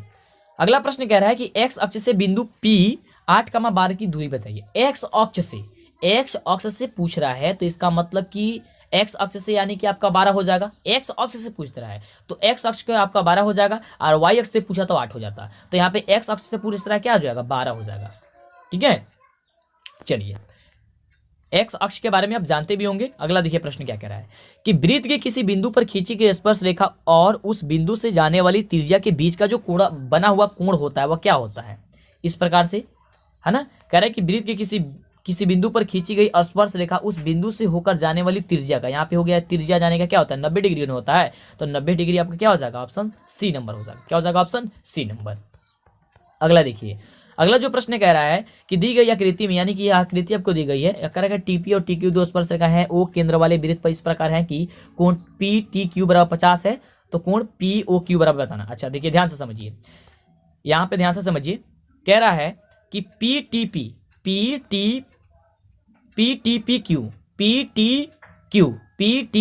यहाँ पे दिया गया 50, तो मान लो यहाँ पे 50 हो गया। कह रहा है कि कोण POQ यानी कि इस पूरे वाला का मान बताना। तो ध्यान से देखिए, ये वाला जो आपका, ध्यान से देखिए यहाँ पे समझिए, यहाँ पे एक हम लोग यहाँ पे क्या करते हैं, एक यहाँ पे रचना कर देते हैं, एक हम पर लकीर खींच देते हैं। यहाँ पे आपका जो 50 दिया गया था टोटल, तो जब आपको इसको आधा कर दिए, समद्विभाजित हमने कर दिए, दो भागों में से बांट दिए, तो 50 है तो 25 हो जाएगा। 25 हो गया। ठीक है, कितना हो गया जी? 25 हो गया, यानी कि जो ये ऊपर वाला मनवा जो दिया गया है ना वो 25 हो गया। ठीक है, अब 25 हो गया ई। यहाँ पे आप जानते हैं कि जो वृत्त होता है इसमें अगर आप इस प्रकार से आप अगर रेखा खींचते हैं, यहाँ पर लंब हो जाती है, यानी कि 90 डिग्री हो जाएगा। तो ये आपका 25 हो गया था और ये आपका 90 हो गया था। तो यहाँ का वैल्यू कितना हो जाएगा? तो आप सभी जानते हैं त्रिभुज के अंतःकोणों का योगफल कितना होता है? 180 डिग्री होता है, यानी कि 25 गो और 90 को जोड़ लीजिए। तो 25 गो और 90 को जब आप जोड़िएगा तो कितना हो जाएगा? यहाँ पे 100 कितना हो जाएगा जी? 115 हो जाएगा। कितना हो जाएगा? 115 हो जाएगा। ठीक है, तो 115 जब हो गया तो 180 में से 115 को घटा दीजिए। तो जब 180 में से आप 115 को जब आप घटाइएगा तो कितना बचेगा? यहाँ पे बचेगा 5, यहाँ पे बचा 7 में 6, यानी कि 65 डिग्री। तो 65 यहाँ पे क्या हुआ? इसका जो वैल्यू है कितना आया? 65 डिग्री आ गया। 65 डिग्री आ गया। तो 65 वाला केवल ऊपर वाला माना है। अब पूछ रहा है पूरा वाला मान। तो 65 जब इसमें आधा आया है तो 65 दूनी कितना होता है? 130 होता है। तो 65 दूनी 130 कितना हो जाएगा? ऑप्शन नंबर ए में हो जाएगा। यहाँ पे त्रिभुज के माध्यम से हमने इसको निकाला। यहाँ पे आपको आएगा 65, तो 65 तो आधा आया है और आधा का दुगुना पूछ रहा है, यानी कि टोटल पूछ रहा है कितना हो जाएगा? 100 कितना हो जाएगा? 130 हो जाएगा। ठीक है, चलिए अगला देखिए प्रश्न क्या कह रहा है हम सभी का। अब अगला नंबर जो प्रश्न है वो कह रहा है कि दिए गए समकोण त्रिभुज पी क्यू आर जो है वो थीटा है। पी क्यू बराबर 3 सेंटीमीटर दिया गया है, पी आर बराबर 6 सेंटीमीटर दिया गया हो, तो थीटा का वैल्यू आपको जो होगा वो कितना आपको मतलब होगा, आपको ये बताना है। ध्यान से देखिए, ये आपको दिया गया है यहाँ पे, तो ध्यान से देखिए यहाँ पे आपको कर्ण दे दिया गया है, लंब दे दिया गया, तो आधार पहले निकालिए। तो यानी कि कर्ण स्क्वायर माइनस आधार लंब स्क्वायर, तो यानी कि 6 का 36, 36 में 3 3 का 9, 36 में 9 की जगह 25, यानी कि रूट हो जाएगा 25, यानी कि 5 की जगह तो हो जाएगा 5, यानी कि ये आपका निकल गया 5, यानी कि जो आपका आधार है वो 5 निकल गया। तो आप देख रहे हैं कि पाइथागोरस से ये जो होता है वह 90 डिग्री होता है और 90 डिग्री दिया भी गया है। तो यहाँ पे आप मान लीजिए कि आपको नहीं पता है और यहाँ पे भी नहीं पता है। ठीक है, तो यहाँ पे मानिए x और यहाँ पे मानिए x। ठीक है, तो आप सभी जानते हैं त्रिभुज के अंतःकोणों का योगफल 180 डिग्री होता है, यानी कि x plus 90 degree plus x। क्यों? यहाँ का x माने, यहाँ का 90 माना और यहाँ पे x माना, बराबर हो गया 180, क्योंकि 90 तो दिया ही गया है। अब देखिए x और x कितना होता है 2x, अब प्लस 90 बराबर कितना 180।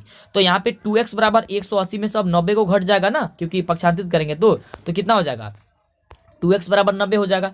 2x बराबर हो गया 90, तो x बराबर क्या हो जाएगा 90/2। तो 90/2 का मतलब क्या हो गया 45 डिग्री, यानी कि 45 डिग्री आपका ये आ गया और 45 डिग्री आ गया। तो 45 45 90 90 180, यानी कि त्रिभुज के अंतःकोण का योगफल तो मिल गया। तो इसलिए इसका आंसर क्या हो जाएगा 45 डिग्री जो है आपका आंसर हो जाएगा। समझ में आ रहा है कैसे बन रहा है? बिल्कुल एकदम समझ में आएगा, क्यों नहीं आएगा, काफी शानदार क्वेश्चन है। अब देखिए यहाँ पे क्वेश्चन कह रहा है कि यदि tan a बराबर 3/4 दिया गया हो तो cos a का वैल्यू क्या होगा। ध्यान से समझिए कि tan a दिया गया, tan a का मतलब होता है कि लंब बटा आधार दिया गया, लंब बटा आधार यही नहीं दिया गया, तो कर्ण निकालिए पहले। तो कर्ण निकालने के लिए दोनों का स्क्वायर करके जोड़ दीजिए, तो 3 का स्क्वायर 9 और 4 का स्क्वायर 16, तो कितना जाएगा 25 रूट में, तो 25 से बाहर कीजिएगा यानी कि 5, तो आधार आ गया 5। और आपका कॉस पूछा तो आधार बाटा कर्ण होता है, आधार निकला 5 और 5 बाटा कर्ण, कर्ण का मान कितना दिया गया है आपका आधार आपका दिया गया है 4, माफ कीजिएगा यहाँ पे आधार जो है 4 दिया गया ना, कौन आपका 5 निकला, तो 4/5, 4/5 कहाँ पे दिया गया ऑप्शन नंबर बी में दिया गया, क्योंकि हम लोग तो कर्ण निकाले थे ना, आधार तो नहीं निकाले थे, क्योंकि आधार तो दिया गया है, तो आधार 4 दिया गया था, तो आपका क्या हो गया 4/5 आपका आंसर हो गया।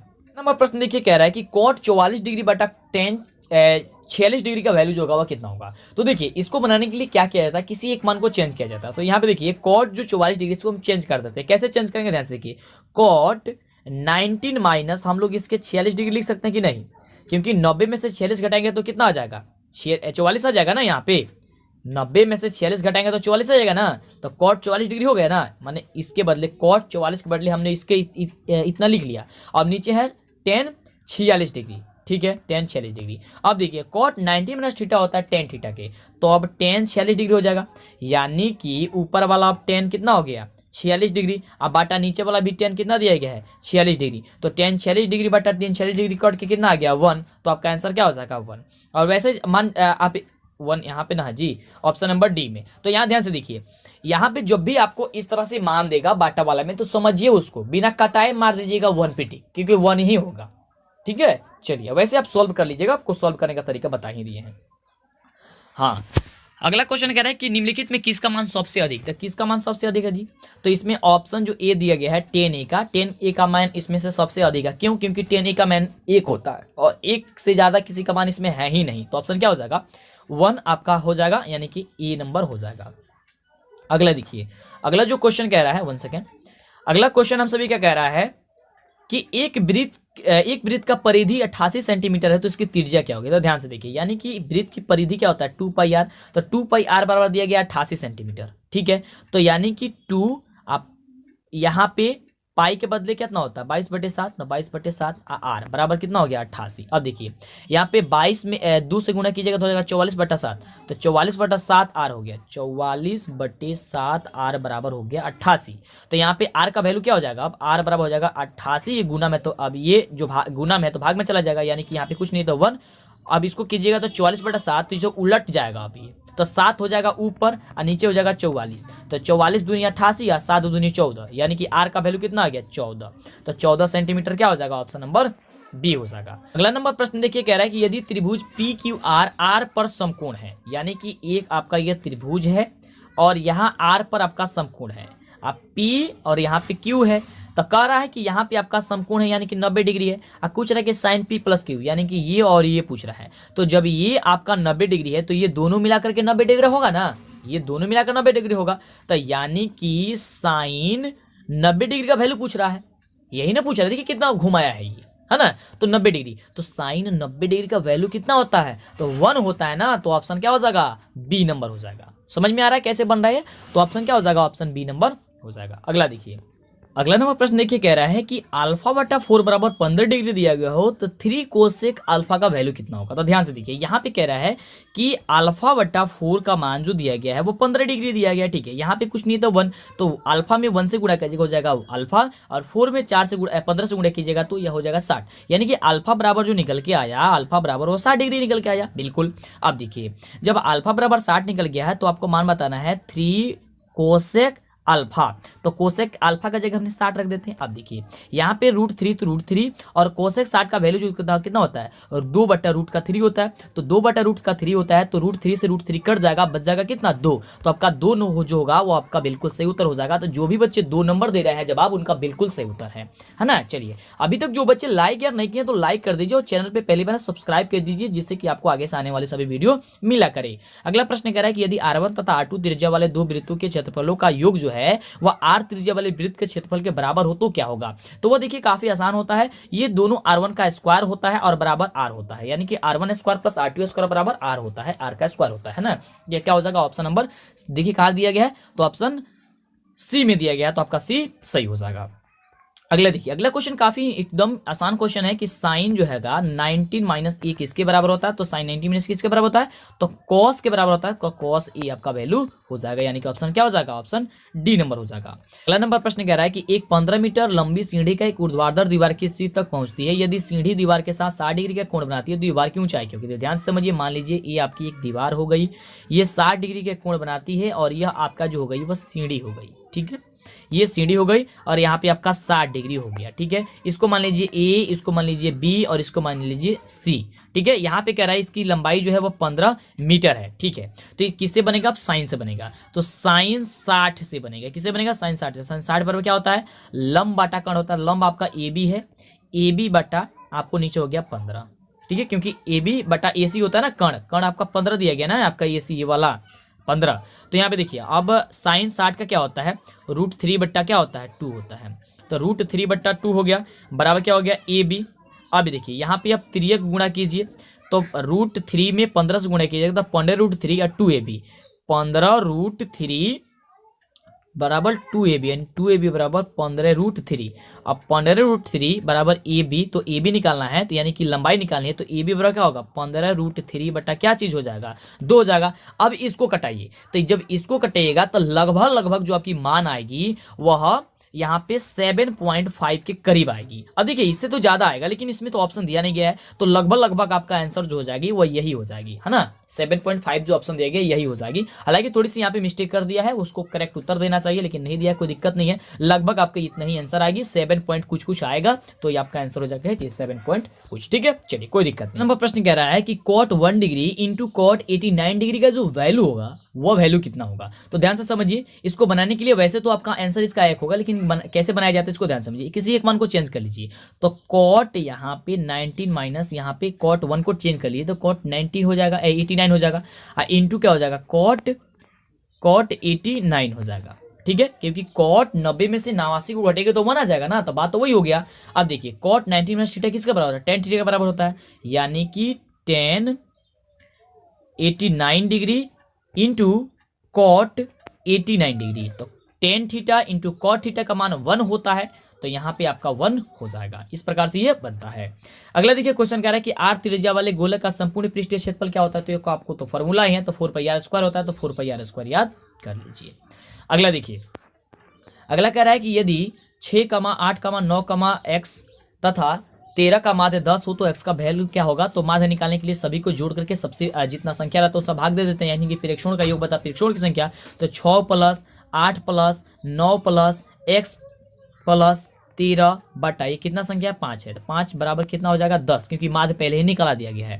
तो ये देखिए, अब 5 में 10 से गुणा करेंगे तो हो जाएगा 50, और इन सबको जोड़ लीजिए। जब इनको सबको जोड़िएगा तो हो जाएगा ये 36। तो 36 और x तो जुड़ेगा नहीं, यानी कि 36 प्लस x बराबर हो जाएगा 50। तो x बराबर क्या हो जाएगा 50 माइनस का 36। तो x बराबर कितना हो जाएगा 36 में से 50 घटे, यहाँ पे 10 में से यहाँ हो जाएगा 4, यहाँ पे हो जाएगा 4, 4 में से 3 गया तो 1, 14। तो 14 आपका कहाँ पे आंसर दिया गया है, तो ऑप्शन आपका जो दिया गया है आपका डी नंबर दिया गया है। कुछ नहीं करना है, बस आपको सबको जोड़कर सबसे भाग दे देना है और मान आपको दिया गया है तो उसको आप सॉल्व कर लेना है, तो आपका आंसर जो होगा निकल करके चला आएगा। अगला देखिए, अगला कह रहा है कि यदि शंकु की ऊंचाई और त्रिज्या दोगुनी होती है तो शंकु का आयतन कितना होगा। दोगुनी कर दी जाती है शंकु का क्या चीज, त्रिज्या और ऊंचाई, तो शंकु का आयतन। वैसे तो आप शंकु का आयतन आप जानते हैं कितना, 1/3 pi R square 1/3 pi R square H होता है। कह रहा है कि त्रिज्या और ऊंचाई दोनों दोगुनी कर दी गई है, तो 1/3 पाई और आर का जगह हो जाएगा 2r², यानी कि 2 दूनी 4 अब हो जाएगा ना, 4r²। अब 2h हो जाएगा तो यहाँ पे यानी कि इसको भी दोगुनी यानी कि 2h हो जाएगा। तो 2 दूनी यहाँ पे क्या 4 दूनी कितना 8, अब 8 हो गया, कह रहा है कि हो जाएगा कितना गुना, तो ये 8 हो जाएगा ना, 4 दूनी 8 गुना हो जाएगा, कितना गुना हो जाएगा 8 गुना हो जाएगा, यानी कि ऑप्शन हो जाएगा डी नंबर। अगला देखिए क्वेश्चन है, अब जल्दी जल्दी बनेगा क्योंकि काफी आसान क्वेश्चन अब आएगा। निम्नलिखित में किसका वितरण के लिए बहुलक वर्ग निम्न सीमा है। निम्न सीमा यानी कि देखिए सबसे पहले इसको ज्ञात कीजिए। इसको ज्ञात करने के सबसे पहले देखिए इसमें सबसे ज्यादा बार कौन आया है, क्योंकि बहुलक वही होता है जो सबसे ज्यादा बार आया है। तो यहाँ पे देखिए सबसे ज्यादा बार 22 आया है, तो 22 का निम्न सीमा क्या हो जाएगा 15 और 20 है, तो 15 और 20 में सबसे छोटा कौन है 15 है, तो 15 आपका क्या हो जाएगा आंसर हो जाएगा ऑप्शन नंबर ए हो जाएगा। अगला देखिए, अगला जो क्वेश्चन है कह रहा है कि निम्नलिखित में से कौन सा आलेख द्वारा निर्धारित नहीं किया जा सकता है, तो माध्य जो है उसे आलेख द्वारा निर्धारित नहीं किया जा सकता, यानी कि ऑप्शन ए हो जाएगा। ये सारी चीजें आपको याद करने वाली बातें हैं, तो इन्हें आप याद कर लीजिए। अगला देखिए, ये काफी आसान है, कह रहा है कि दो घनों के आयतनों का अनुपात 1:27 है, तो इनकी कोरों का अनुपात क्या होगा। तो देखिए इसको निकालने के लिए क्या कीजिए, आपको इसको घन कर देना है, तो 1 का घन 1 होता है और 27 का क्या हो जाएगा 3 हो जाएगा, है ना, तो 3 हो जाएगा, यानी कि 1:3 हो जाएगा। तो 1:3 कहाँ पे दिया गया, आपका ऑप्शन सी नंबर दिया गया, यानी कि घन वाला जो वर्ग है ना आपको घन कर देना है। यहाँ 27 है, अब 27 का घन करना है तो 3 कीजिएगा ना, तो 3 × 3 × 3 यानी 3 × 3 = 9, 3 × 3 = 27, 3 गो में से 1 बार होता है इसमें, अब वर्ग वाला में 2 गो में से 1 होता है। चलिए अगला देखिए क्या कह रहा है, अगला कह रहा है कि tan थीटा बराबर अगर 1 डिग्री दिया गया होता है, tan थीटा बराबर 1 डिग्री, तो थीटा का वैल्यू, तो tan थीटा में किसका मान 1 होता है, तो 45 का होता है, तो 45 डिग्री क्या हो जाएगा आपका ऑप्शन हो जाएगा, तो 45 क्या हो जाएगा आपका ऑप्शन बी नंबर हो जाएगा। अगला देखिए, और ये क्वेश्चन आपको इंटर में पढ़ना है, ऐसा ही क्वेश्चन। अगला देखिए कह रहा है कि x भुजा वाले समबाहु त्रिभुज का क्षेत्रफल क्या होता है, तो समबाहु त्रिभुज का क्षेत्रफल क्या होता है √3/4 √3/4 भुजा स्क्वायर, तो भुजा की जगह क्या दिया गया x दिया गया, यानी कि x², है ना, तो वर्ग इकाई हो जाएगा, तो √3/4 x² कहाँ दिया गया है, तो ऑप्शन आपका दिया गया है बी नंबर में, तो बी आपका आंसर हो जाएगा।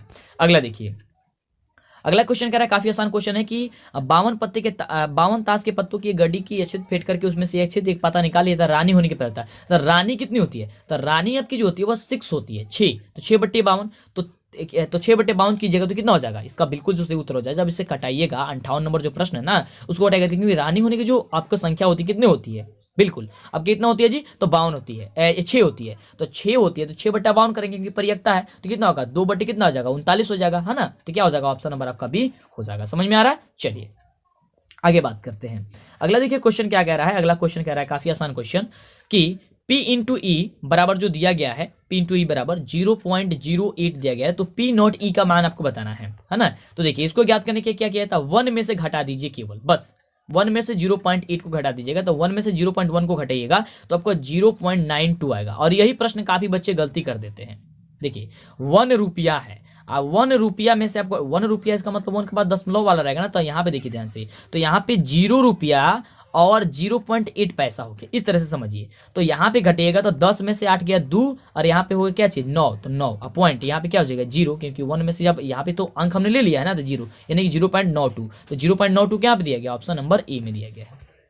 अगला देखिए, अगला जो क्वेश्चन है वो कह रहा है कि 1 + tan² थीटा बटा 1 + cot² थीटा किसके बराबर होता है, तो बिल्कुल tan² थीटा बटा cot² थीटा जो वैल्यू होता है वो किसके बराबर होता है, बिल्कुल तो 10 के बराबर होता है, 10 के बराबर होता है 60 नंबर प्रश्न का जवाब। तो 10 आपका वैल्यू के बराबर होता है, तो tan² थीटा के बराबर हो जाएगा, क्योंकि स्क्वायर वाला है तो tan² हो गया, बिल्कुल। चलिए अगला देखिए, अगला क्वेश्चन कह रहा है कि 0.5 पे रेकरिंग है, तो वैल्यू क्या होगा। तो इसमें कुछ भी नहीं करना होता, बस जितना आपको अंक दिया गया है उसमें से आपको घटा देना होता है, मतलब कि जितना उसके पॉइंट के बाद होता है अंक उसको घटा देना। तो पॉइंट के बाद यानी कि 5 में से कितना अंक है, तो एक भी नहीं है, 0 है, तो 5 में से 0 5, और जितना पे रेकरिंग है उसको 9 लिख दीजिए। तो एक को रेकरिंग है तो 9, तो 5/9, तो 5/9 क्या हो जाएगा आपका आंसर हो जाएगा।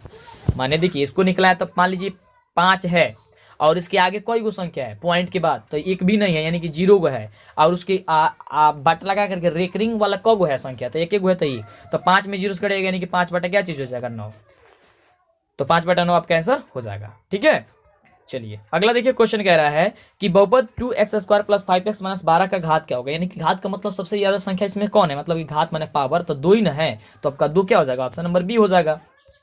अगला देखिए कल है कि √7 क्या है, तो √7 आपको बच्चा जानता है कि √7 एक अपरिमेय संख्या क्योंकि रूट से बाहर नहीं कर सकते इसे हम।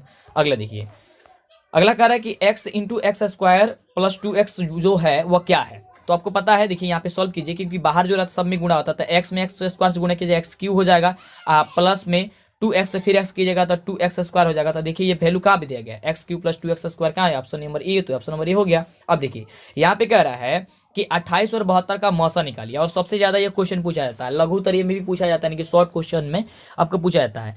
तो 28 और 72 का आप जब एलसीएम ये मौसा निकालेगा तो 4 होगा। अब कैसे होगा, अब इतना भी इजी यार बताएं तो फिर ये तो गलत बात है यार, इतना भी तो आप जानते हैं ना कि मौसा कौन होता है, जो उसमें का कॉमन होता है, दोनों का गुणखंड कर लीजिए और निकाल लीजिए, आज चाहे भाग दीजिए 28 से, 28 में 72 से भाग दे दीजिए, भाग विधि से भी, है ना, तो इस तरीके से भी निकाल लीजिए, फटाफट से 4 आएगा, बिल्कुल सही उत्तर हो जाएगा आपका 4 नंबर। ठीक है, चलिए थोड़ा सा जुबान भी मेरा दुख गया यार, उसी समय से बोल रहे हैं, 1 घंटा से बोल रहे हैं यार। चलो अगला प्रश्न कह रहा है कि बहुपद x² - x + 1 के शून्यकों का योग क्या होगा। अगर इतना मेहनत करते हैं आपके लिए तो जरूर आप भी मेहनत कीजिए यार, है ना, प्लीज रिक्वेस्ट करते हैं आपसे, क्योंकि आपके भविष्य की सवाल है और यही आपकी पहली सीढ़ी होती है ना। बार बार प्रैक्टिस कीजिए, जितना प्रैक्टिस आपसे हो सकता है प्रैक्टिस कीजिए, आपको हम लगातार तो मेहनत कर ही रहे हैं। देखिए शून्यकों के योग का मतलब होता है यानी कि अल्फा प्लस बीटा, तो अल्फा प्लस बीटा बराबर क्या होता है, -b बटा ए, तो -b, तो यहाँ पे -b, तो यानी कि माइनस माइनस यहाँ पे प्लस हो जाएगा 1, तो 1/1 यानी कि क्या हो जाएगा 1, यानी ऑप्शन हो जाएगा क्या चीज, ए नंबर। ठीक है, चलिए अगला देखिए, अगला कह रहा है कि √2 का स्क्वायर - 2, तो √2 का स्क्वायर हो जाएगा 2 और 2 - 2 तो हो जाएगा कितना 0, तो ऑप्शन हो जाएगा कितना बी नंबर। प्रश्न कह रहा है कि x + y = 3 और 3x - 2y = 4 के हल क्या होंगे। और देखिए इसको ज्ञात करने के लिए आप विलोपन, प्रतिस्थापन या ब्रजगुणन विधि से भी बना सकते हैं, लेकिन आपको ट्रिक बता देते हैं, उस ट्रिक से समझ लीजिए। देखिए आप ऑप्शन से चेक कीजिए, ऑप्शन पहला देखिए क्या कह रहा है कि x = 2 और y = 1, तो पहला समीकरण हम लोग का है x + y = 3, तो एक बार x = 2 और y = 1 रख के चेक कीजिए, तो x = 2 रखेंगे तो 2 प्लस y = 1, तो यहाँ पे हो जाएगा कितना, यहाँ पे बराबर 3 रख दीजिए, तो 2 गो कितना होता है 3 गो बराबर 3 गो, तो ये तो बराबर हो गया। इसका मतलब ये आपका रूल जो है बिल्कुल सही है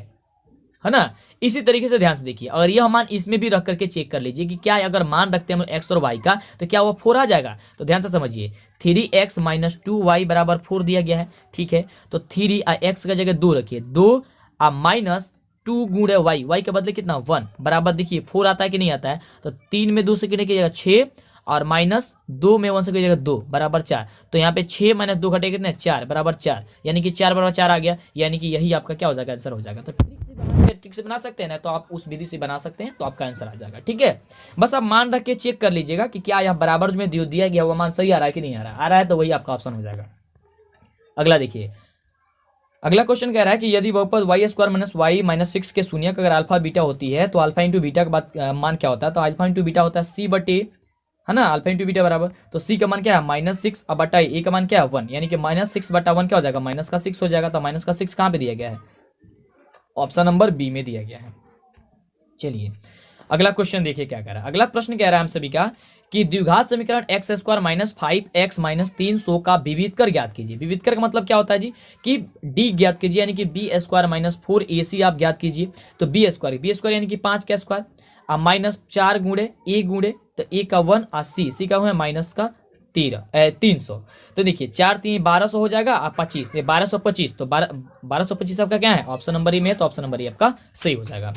अगला देखिए, अगला कह रहा है कि समानांतर श्रेणी जो इतना दिया गया है √18 √50 √98 और 162 डॉलर का सारबंतर क्या होगा, तो इसको ज्ञात कीजिए। तो इसको ज्ञात करने के लिए जो आप ज्ञात कीजिएगा, तो इसे आप दूसरा पद में से पहला पद, तो दूसरा पद 50 है, तो 50 को क्या लिख सकते हैं हम 5√3 लिख सकते हैं ना, 50 25 5√3 50 25 और दूनी 50 और माइनस आपको पहला पद को 18 को क्या लिख सकते हैं 3√2 लिख सकते हैं, माने इसको हम रूट से बाहर कर लिए हैं, अभी रूट से बाहर कर लीजिएगा, तो 5 में से 3 घटेगा कितना होगा 2 और √2 तो √2, यानी कि 2 √2, तो 2 √2 कहाँ पे दिया गया ऑप्शन नंबर बी में दिया गया, तो ऑप्शन नंबर बी हो जाएगा। चलिए, लाइक नहीं किया, लाइक कर दिए, चैनल पे पहली बार सब्सक्राइब जरूर कीजिएगा। अगला देखिए क्वेश्चन नंबर, प्रश्न कह रहा है कि यदि वाई स्क्वायर प्लस 1/y² बराबर 14 तो y प्लस 1/y का वैल्यू ज्ञात कीजिए। ठीक है, इसको देखिए, इसको ज्ञात करने के लिए ध्यान से समझिएगा, नहीं तो फिर से गड़बड़ हो जाएगी। ये काफी जो है ना क्वेश्चन, ये काफी जबरदस्त क्वेश्चन है और समझने वाला क्वेश्चन है, तो ध्यान से इसे समझते जाइएगा कि ये कैसे बनेगा। देखिए ध्यान से,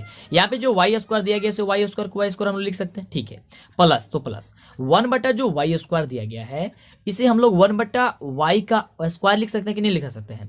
अब यहाँ पे अब इसको 2 यहाँ पे वाई स्क्वायर प्लस 1/y² लिख सकते हैं कि नहीं लिख सकते हैं।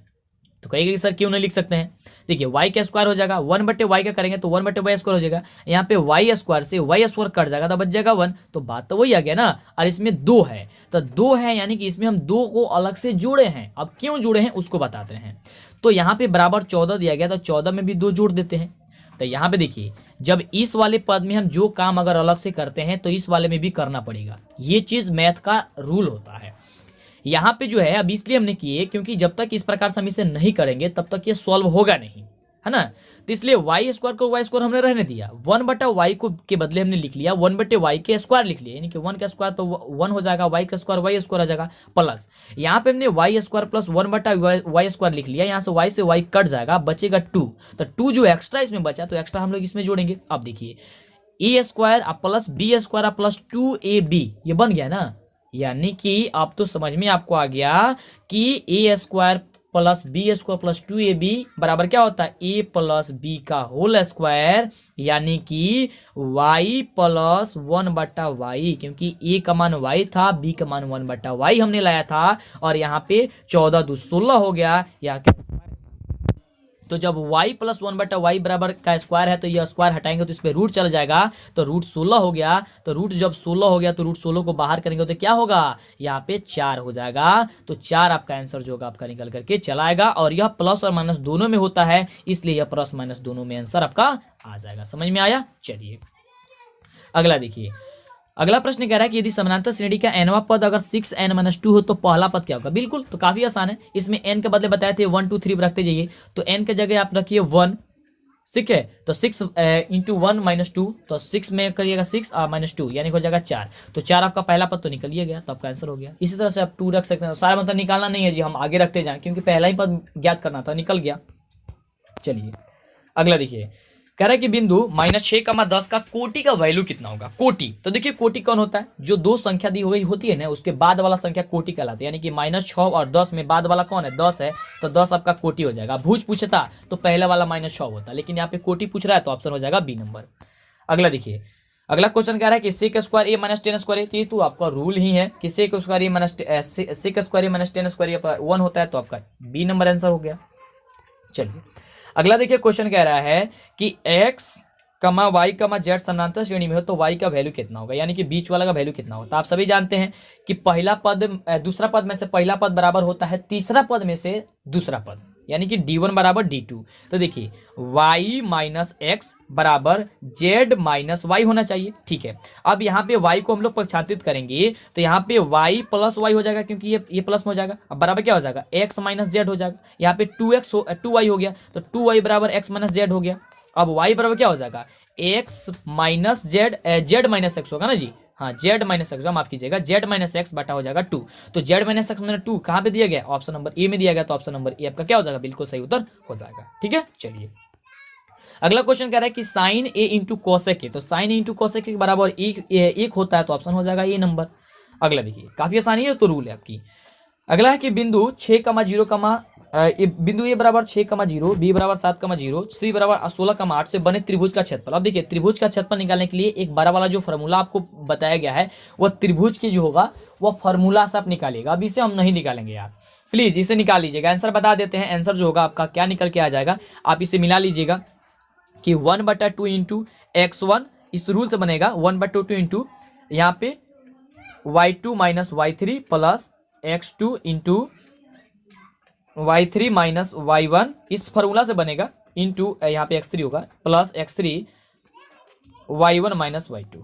जो ये त्रिभुज का फॉर्मूला होता है ना 1/2 into x1 into y2 minus y3 plus x2 into y3 minus y1 plus y3 into x1 minus y1 minus, माफ कीजिएगा, y1 माइनस y2, है ना। तो इस फार्मूला से आप निकाल लीजिएगा, तो निकल करके क्या चला आएगा बाबू, 78 नंबर जो प्रश्न का, बिल्कुल आप बना लीजिएगा इसे, हाँ बिल्कुल। तो इसका आंसर जो हो जाएगा वो आपका क्या हो जाएगा, ऑप्शन ए नंबर हो जाएगा, क्योंकि 32 आएगा। वैसे तो आपको माइनस में आएगा, माइनस में आंसर इसका नहीं आता, माइनस 32 आएगा सॉल्व कीजिएगा तो लेकिन इसका आंसर क्या होगा, 32 आएगा। ठीक है, सॉल्व कर लीजिए इस फार्मूला से, है ना। अब यहाँ पे थोड़ी सी स्क्रीन पे उतना लंबा फार्मूला है, सो घटाएंगे जोड़ेंगे तो फिर आपको समझ में नहीं आएगा और समय भी ज़्यादा लग जाएगा, काफ़ी ज़्यादा समय भी हो गया और आंसर बता दिए तो मिला लीजिएगा, है ना। चलिए, ऐसा नहीं कि छोड़े हैं, सब चीज़ बताए हैं। कॉट 90 माइनस थीटा बराबर किसके बराबर होता है, कॉट 90 माइनस थीटा किसके बराबर, tan थीटा के बराबर होता है, यानी कि ऑप्शन नंबर क्या हो जाएगा, बी नंबर हो जाएगा। अगला देखिए, कह रहा है कि त्रिभुज शीर्षों के निर्देशांक x1 y1 और x2 y2 x3 y3 के केंद्र के निर्देशांक क्या होंगे। काफी आसान है ये, x1 plus y2 x1 plus x2 plus x3 बटा 3 और y1 plus y2 plus y3 बटा 3 होता है, यानी कि ऑप्शन नंबर क्या हो जाएगा, बी नंबर हो जाएगा। काफी आसान है। अगला देखिए, अगला क्वेश्चन कह रहा है कि साइन 20 माइनस कॉस 70 डिग्री का मान क्या होगा। तो बिल्कुल वही होगा, आपको एक मान चेंज कीजिएगा, क्या हो जाएगा, साइन 19 माइनस 70 लिख सकते हैं ना, अब माइनस कॉस 70, तो साइन 90 माइनस थीटा किसका बराबर, कॉस 70, तो कॉस 70 माइनस कॉस 70, तो कॉस 70 से कॉस 70 कट जाएगा, आ जाएगा 0, तो आपका आंसर क्या हो जाएगा, बी नंबर।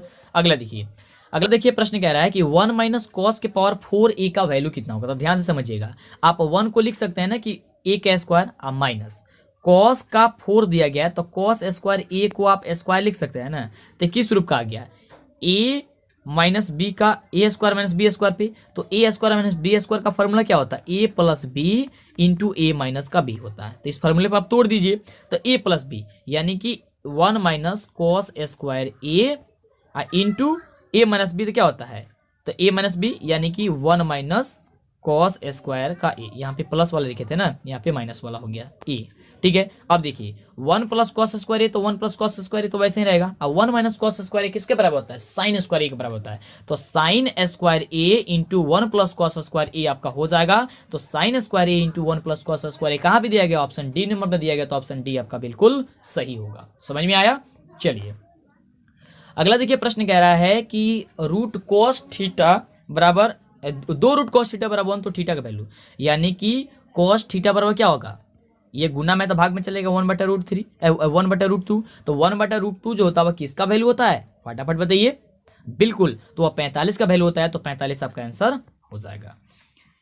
अगला देखिए, अगला क्वेश्चन कह रहा है कि tan p बराबर कितना होगा, tan p बराबर tan थीटा बराबर p बटा क्यू दिया गया है, तो sine theta plus cos theta plus sine theta बटा cos theta minus sine theta का वैल्यू क्या होगा। अब देखिए ये तो काफी बड़ा है यार, है ना, काफी बड़ा दे दिया। इसको देखिए ज्ञात करने के लिए क्या ज्ञात करने पड़ेगा आपको बता देते हैं। देखिए यहाँ पे दिया गया है लंब बाटा आधार, तो कौन निकालिए, तो कौन निकालने के लिए क्या होगा, अंडर रूट पी के स्क्वायर प्लस क्यू के स्क्वायर। तो अब इसके तो अब सॉल्व हम लोग नहीं कर सकते कि कौन का मान इतना ही होगा। अब देखिए कैसे बनाना है आपको, यहाँ पे जो है कॉस थीटा, तो कॉस थीटा बराबर क्या होता है, आधार बटा कण होता है। तो आधार का मान कितना है, यहाँ पे क्यू है, तो क्यू बटा कण का मिट्टा मान क्या निकला, P square plus Q square निकला, प्लस साइन थीटा बता लंब बटा, तो लंब कितना है पी बटा क्या हो जाएगा, under root P square plus Q square.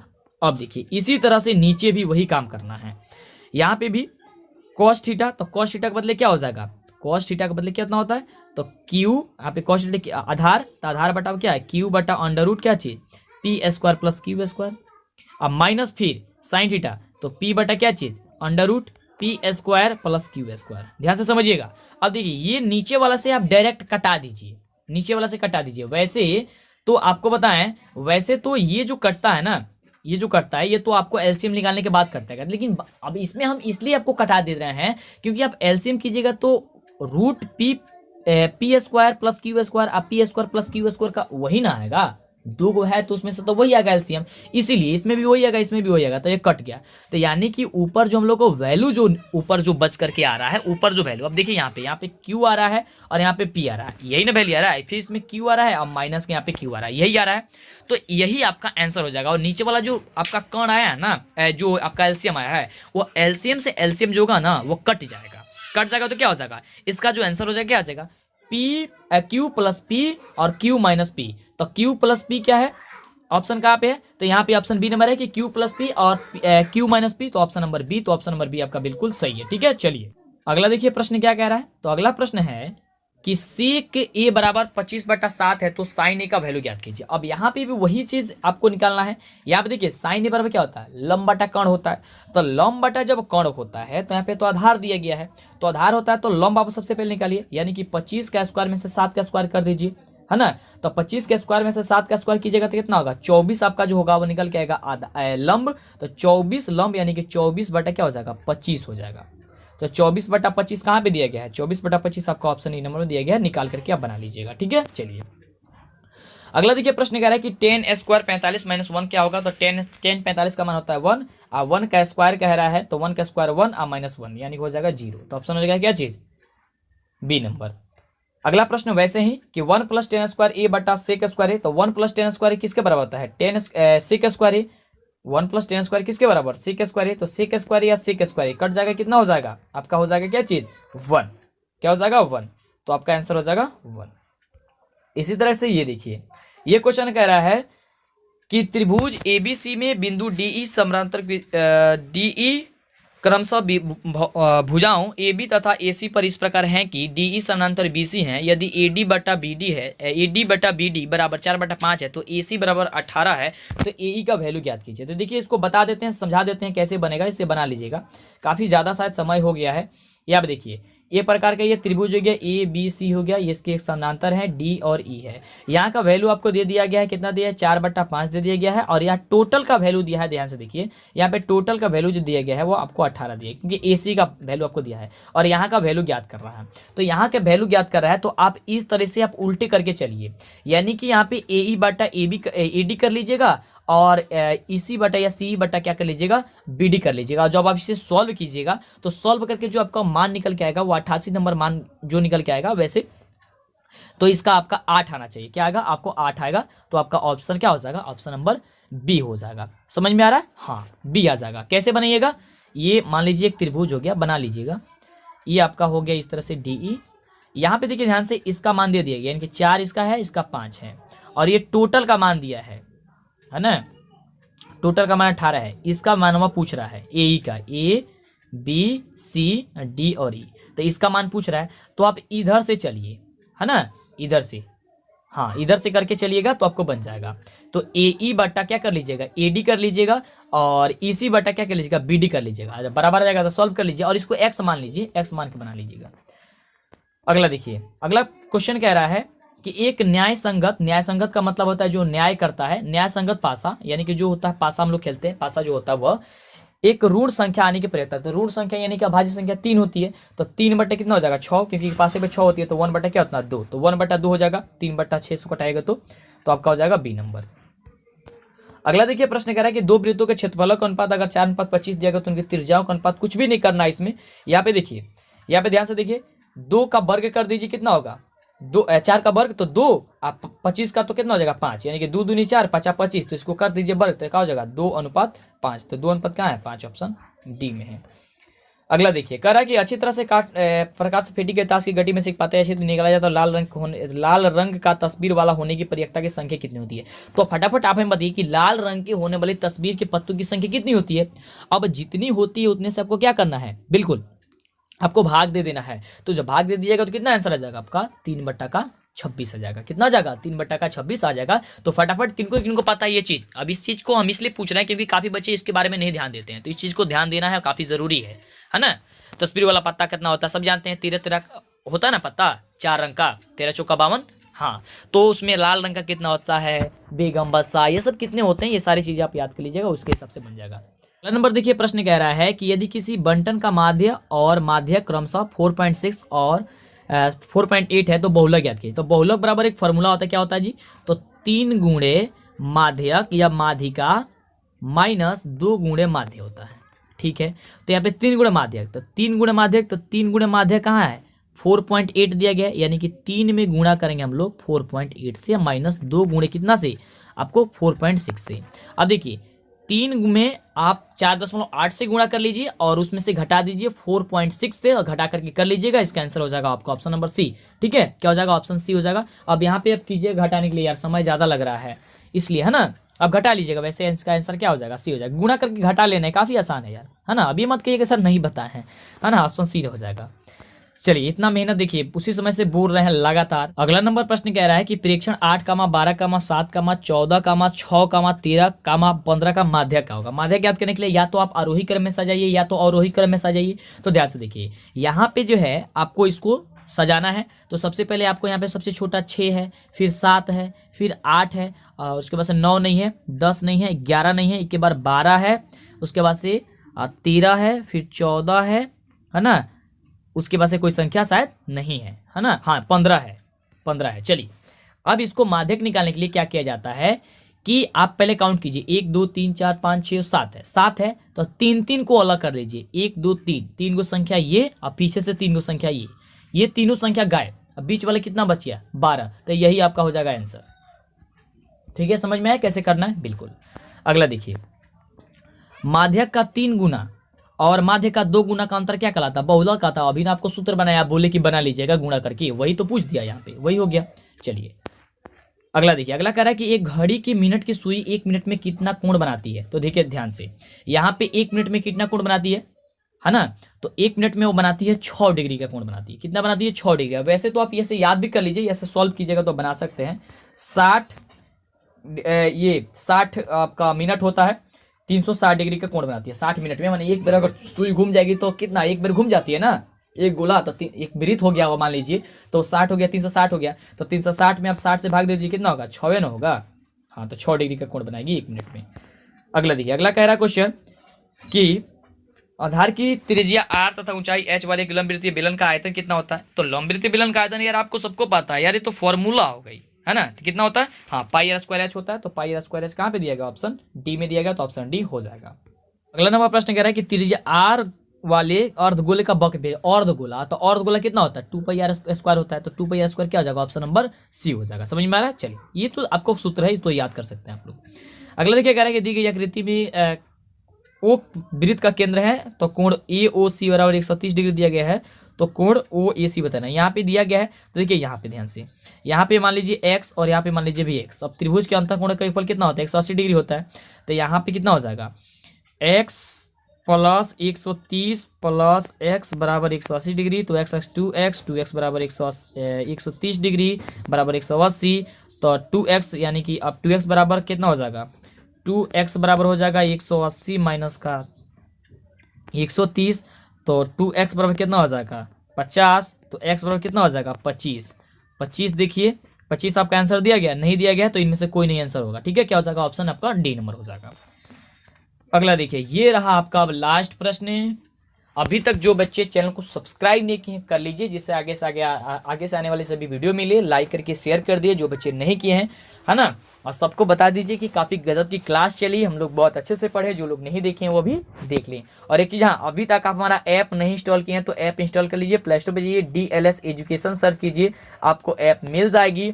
ठीक है, उसमें ऑनलाइन टेस्ट वगैरह हर चीज़ की व्यवस्था है, आपको मॉडल पेपर वगैरह हर चीज़ मिल जाएगी, ये चीज़ सारी मिल जाएगी।